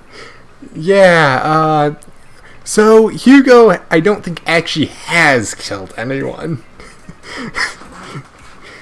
But everyone had ended up believing him to have done so, and had believed him to have killed his own father, though it's later revealed it was his uncle that did so. As well as, I think, slaughter the rest of his siblings. Okay, this family is officially the worst I've ever seen. Yeah, no, he basically disowns the family entirely. I can't even blame him. Those people are like the worst of humanity, I guess, question mark. But yeah, so he started Mockingbird with Lycon, actually. And they effectively end up working almost like Robin Hood and his merry men. Okay. It's definitely better than dealing with all that bullshit. Mm-hmm. He is, Vlad is extremely theatrical. Well, Hugo is extremely theatrical, and he is, he is definitely inspired by a vampire, but he is not himself a vampire, from what I understand. So what you're saying, he has like the charisma complexion of a vampire, but isn't one himself. I'm pretty sure he also has slightly pointy ears and fangs, but is not apparently a vampire. Okay, now that's where it becomes confusing. Yeah, I think they're trying. I think they're trying to play off of how Lycon kind of looks like a werewolf. How all the people from Victoria Housekeeping all kind of connect, except for Ellen, kind of connect to some sort of horror thing. Rena floats like a ghost. Lycon, like I said, kind of looks like a werewolf. Corin seems to be a bit Frankenstein's monster inspired. So I think they were kind of making that connection between him and Lycon. Despite neither technically being actually those, neither actually being such, monsters. Yeah. But yeah. He is... Well, he and Lycon did have a falling out due to his uncle's actions without Lycon realizing it was the uncle's actions. That is why Lycon is missing an eye and his legs. Because you see that briefcase? That's a scythe.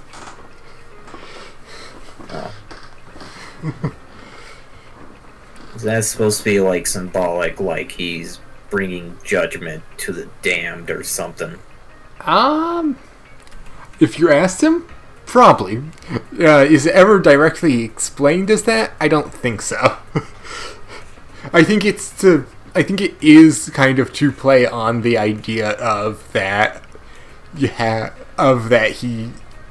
It's played a lot of, has he gone too far or not? So I think it is, at least in some point, symbolic of him, in theory, being this bringer of death.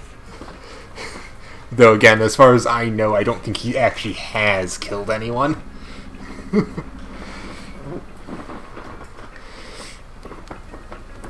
But yeah, where shall we put Mr. Theatrical? I think it's only appropriate if we put him in S tier. Alright. Just because he's been through a lot, and frankly, I think his story is like the most interesting. Yeah. Oh, the next character, the next two also have some pretty bad, the next two also have some pretty bad stuff happen to them. So fair warning. So Vivian here, she had been adopted by one of the leaders of the evil cult we're trying to stop. Oh. And she had been orphaned because whenever she cries, something horrible, she is seeing a vision of something horrible happening to someone. So like specifically their death. Like, she cannot control it. wait, how did she inherit those powers though? It's not explained. Never? It's not explained as far as I am aware. She just has that ability. She almost actually sacrifices herself to protect you. She almost is fully corrupted into an ethereal, and I think even has the etheric core show up and appear. Specifically setting up a moment for the protagonist characters to unleash an ability they didn't realize they had, of having some sort of control over the ether.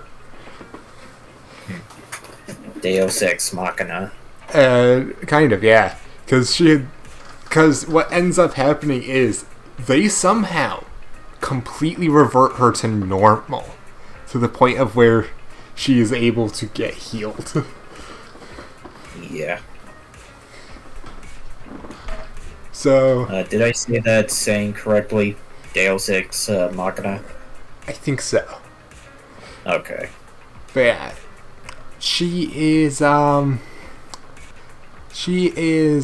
bit of an obsessive fangirl for Phaethon, even before she realizes that your character is Phaethon. She has made her own Phaethon merch as well as a bunch of other stuff that is all apparently in her room. She's yeah. Yeah.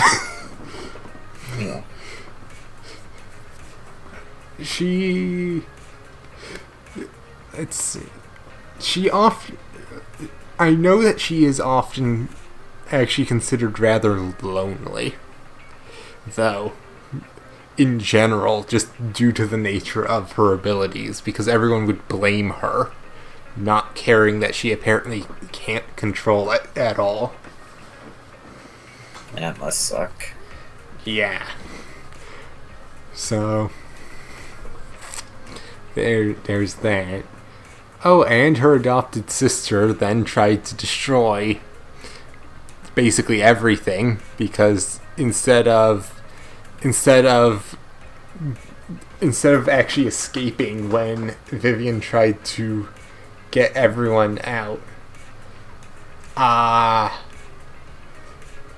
she took over her father's, she ended up basically taking control of what was left of her father's part of the cult, and decided to try and destroy everything as part of the cult. And eventually ended up injecting herself with the serum that turns you into an ethereal.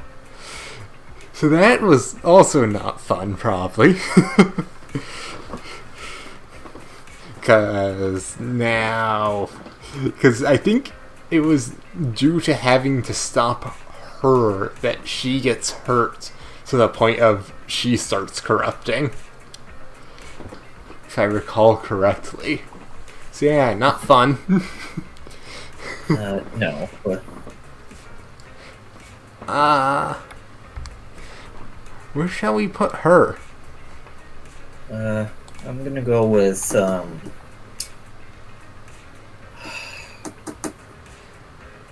I'm leaning, between, A or S tier. Alright. Uh, Let's do that. yeah, S tier is fine. Alright, so I do want to quickly double check something. I did not ever mention her last name. Her last name is Banshee. Banshee. So, yeah. So kind of following in the footsteps of Hugo Vlad and Lycon's group of all kind of having some connection to some sort of creature or monster. My best guess with Ellen is maybe in general sharks, giant sharks and or Jaws. Yeah.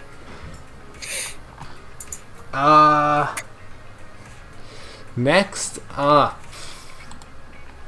will be Zhu Fufu. I just played through her agent story, so I know this one very well. Oh. So You've actually played this. Oh, I've played through pretty much all of the story. It's just been a bit for most of the other stuff. I see. But for her, apparently when she was a child, because she keeps mentioning that she's not a child, so she's just very small. But when she was a child, one of the hollows expanded and wiped out most of the Tiger Thyrans. Or at least her clan of them.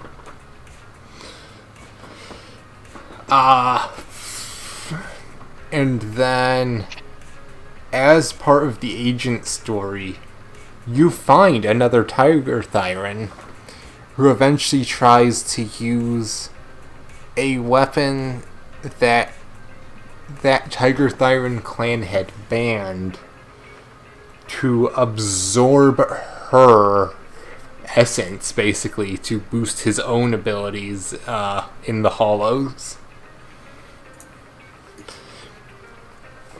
So, yet again, more kind of not great topics. And this is part of what makes it kind of interesting. They've actually given kind of in-depth characters to each of them. As for her herself, she is generally upbeat, rather hungry all the time, and she watched a lot of kung fu movies, basically, or otherwise martial arts films. Yeah. Which works out because she is part of the I believe it's called Weifei. No, it's called Yunkai Summit. They are in Weifei Peninsula, I think. But anyway, which is basically a group of mystics. So that kind of worked out for her. Because she effectively gets to be, she effectively got to learn martial arts anyway. Exactly as she grew up watching and was kind of inspired by.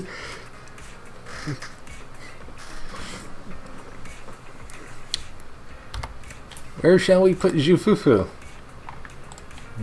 Let's put her in B tier. Alright. I don't know as much about, Pan Yinhao, I think it's pronounced, or something similar to that. It's at least spelled that it looks like it would be pronounced that way. I don't recall how it's pronounced. But we don't really... He isn't a heavy focus of any of the primary story missions, and he doesn't have his own agent mission yet. His own agent story mission yet, so I don't really know much specifically about him other than he seems to be the main cook at Yunkai Summit.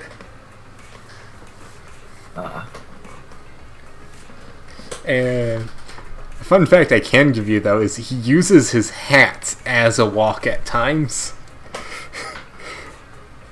Which is a little frightening. You would expect it would be really hot. But... Sorry, you got cut off there. What did you say? He used his hat to then... He uses his hat at times as a walk. As a walk? A dish to cook in. Specifically, I think often used with Asian cuisine. Oh, I see. Yeah. Okay. Kind of I was a bit confused. Yeah, kind of that pan that looks like a bowl. But yeah. Yeah, and that's kind of a little frightening if he immediately puts it back on his head.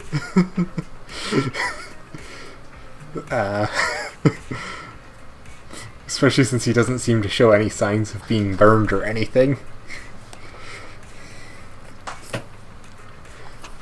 Yeah, unfortunately, there's not as much of a heavy focus on him in anything at the moment. He's mainly just played a support role.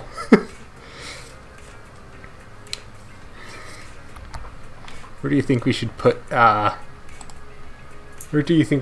him while I share with you that a lot of people joked that he should be voiced by Jack Black? I mean, makes sense, right? Because it reminded them of Poe. Yep. Yeah. Where shall we put him? Put him in,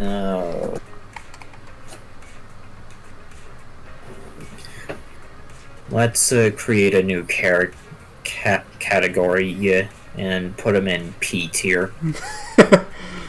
Where should I set that? No, let's just make it between S and A. I was gonna just, for fun, just put it right in the center. Okay. Just because it's a silly tier. Yes, exactly. Also, I just realized Poe also knows how to cook. It is a panda that is designed to have humanoid characteristics, that knows how to cook, and is at a martial arts and mystics area. No wonder everyone was drawing so many comparisons to Poe outside of him just being a martial arts panda.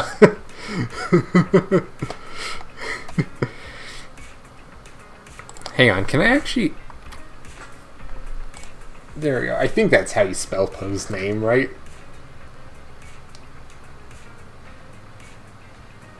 Hold on. Oh. Yeah. I thought you put it in Discord. No. Yeah, I just looked. That is how you spell his name. So, we have our little funny tier there. Hold on. Let me confirm. Yes. Yeah, that is how you spell his name. Yep. Alright. And the last... I always keep thinking there should be like an E at the end. Yeah. Because it's like Doe or... Well, Poe is also how Edgar Allan Poe... Well, Poe having an E at the end is how Edgar Allan Poe and Poe Dameron are spelled. So there's also that. The last of the characters I actually know. The other two I'll have to pull up little blurbs for. We have here Yizhuan. And she is the master of Yunkai Summit. So she is Shifu. Which brings up an interesting fun thing about Shifu with Kung Fu Panda. Is his name just Shifu, and therefore he is Master. Because that's what that means, from what I understand. It literally, Shifu is the word for master. Wait, for real? Apparently. So I don't recall if Kung Fu Panda's Master Shifu has... No, because they refer to him as Master Shifu. So Shifu is his name. So his title is literally Master. Yes. It's funny. Master.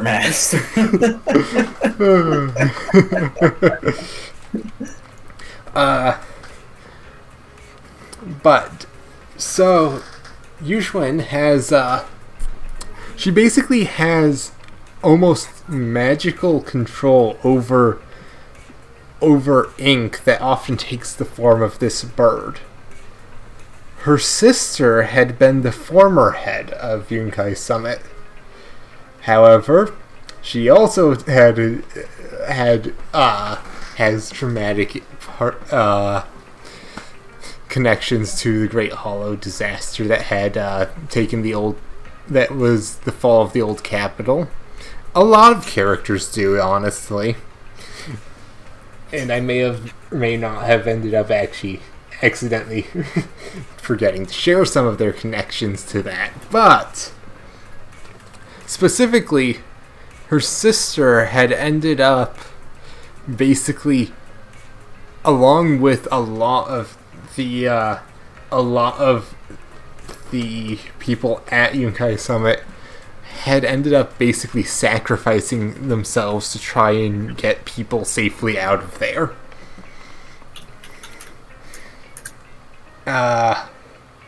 And so there's a specific type of ether corruption in the Hollow, specifically by where Yunkai Summit is, or the Weifei Peninsula is, that has a thing called miasma. Miasma is this flower-like stuff that if you touch it too long gives you it kind of makes you sleepy and basically gives you dreams that are almost like hallucinations. She always had, most of the time people get pleasant ones. If she touches it, she gets basically nightmares of her sister. Because her sister had been the only person she had really had, specifically, as family left, I think.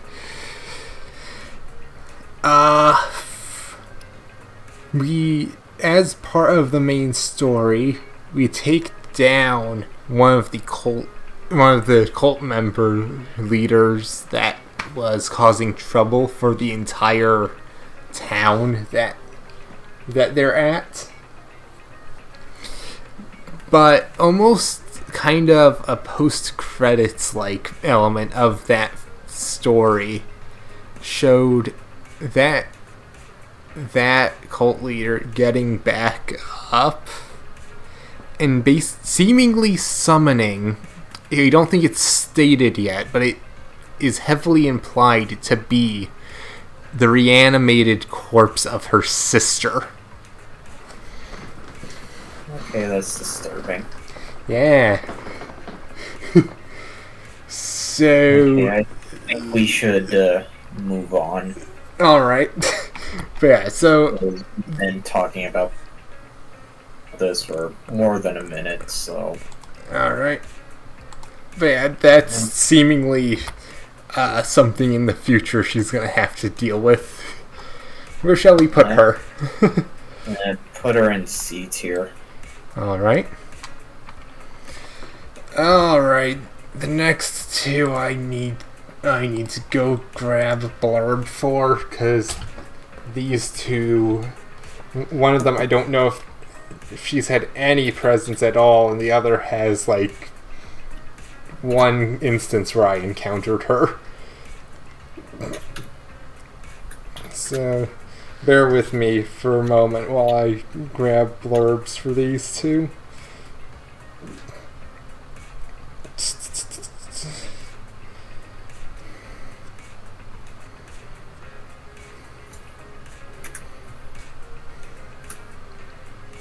So, Miss Alice Timefield is...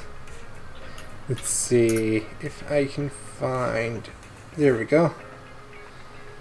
So, here is her official introduction, which I'm realizing I probably could have grabbed for all of them, but oh well.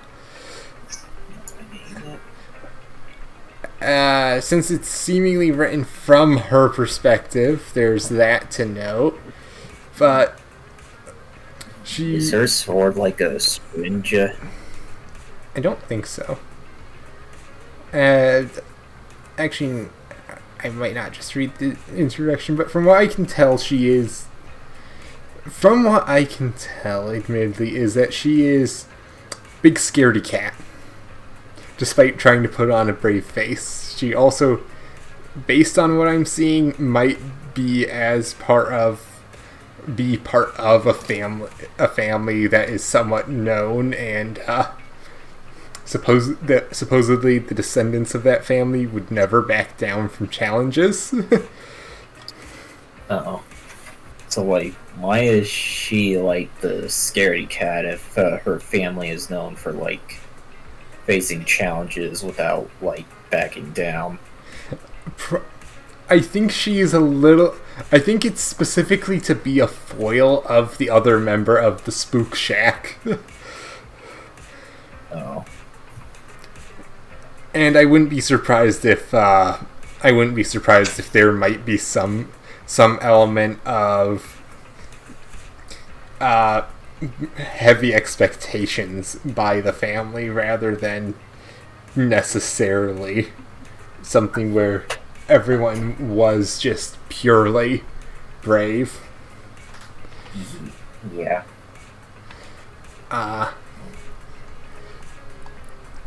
think she is the second rabbit Thyran in the game. She actually seems to hide her ears pretty well. They're much smaller than you would expect. Oh, I see. Because I didn't realize she was a Thyran until I saw that apparently she's a rabbit Thyran, and then I noticed the ears and went, yeah, those are small. That's kind of hidden. Yep. Yeah. Thoughts on her? Not a fan. Not a fan? Where should she go? F tier. Definitely F tier. F or D? Is she as bad as Rena? Okay, fine. D. Alright. Just kind of because it would be nice to have someone in every slot. That's going to be the only time you're ever going to convince me, I'll tell you that much. Well, there's only one character left, to be fair. Let me I'm just saying that for future's sake when we do another tier list. Alright, let's see. I'm not... What's the story about this girl? Is she another Thyran? I don't think so. I also am not 100% certain how to pronounce her name. It looks like it would be pronounced something along the lines of Yukinami Yuzuha or something like that. Yukinami Yuzuha. But that is seemingly her pet, Tanuki, rather than actually being her tail. If I zoom in, you can see his face and paws.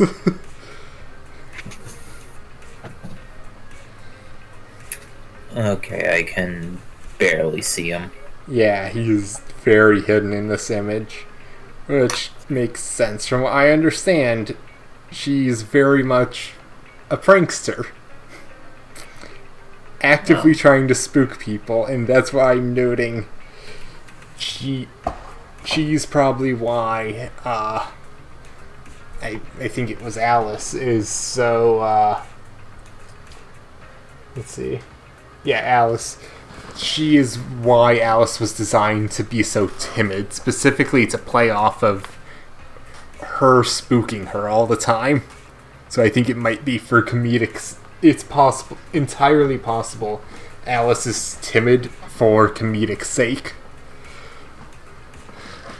Just to put her at odds some with her fellow Spook Shack member. But, yeah. I wouldn't be surprised if she has her Tanuki actually cause some of those pranks. Honestly, yeah, that's fair. Yeah.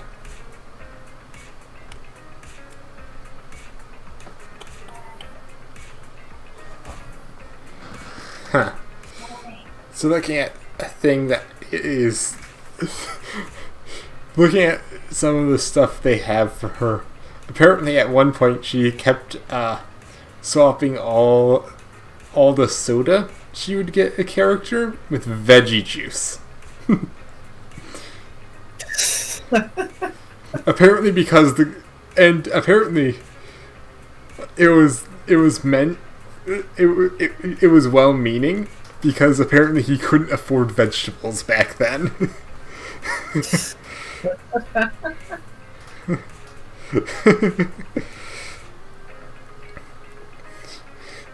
But yeah, from what I can tell is she's probably very much prankster, but good prankster. Just will scare the absolute shit out of you first. if you are actually causing problems. Or if she thinks it would be funny, I wouldn't put that past her potentially being something that she might do either. Yeah. Yep. So, thoughts on her? She's definitely an okay character. Nothing much to say about her. I think she deserves to be in C tier. All right. Like I said, I would tell you more about Alice and her, but I don't know them very well because they're technically part of the next update, more so than the current one. That's why I had to go look up who they were a bit more. Whereas everyone else I could kind of just tell you.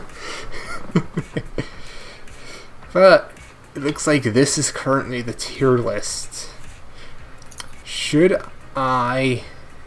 Because I know for certain there are some characters I can get some of their costumes. Should I grab those or should I hold off for if I end up ever gathering enough agents to end up doing an actual no kidding part 2, unlike how this is getting spliced into the first one that we did. I think just hold off on it. Alright. Well, let's see. What do I think of this? I like Bernice a lot, clearly. I like Horn a lot. I like how Evelyn plays a lot. I actually genuinely like a lot of the characters. There's not many that actually end up annoying me in this game.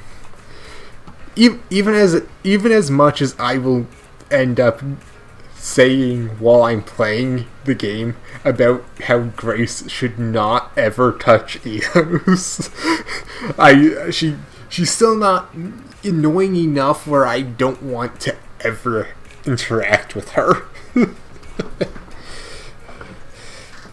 But yeah. Let's see. I would say I do like how Soldier Zero Andy her play style quite a bit, and the story she has for the agent stories, which is shared with normal Andy. But yeah, well, I'll have to get to editing this. I already uploaded the Megatron tier list and have that public. I have uploaded the Skylanders one and have that set for, I think, next Tuesday at the time of recording. I'll try and remember to get to this as soon as possible to have this edited and set up for the Tuesday after. So I guess we'll see if I do that. Any parting words?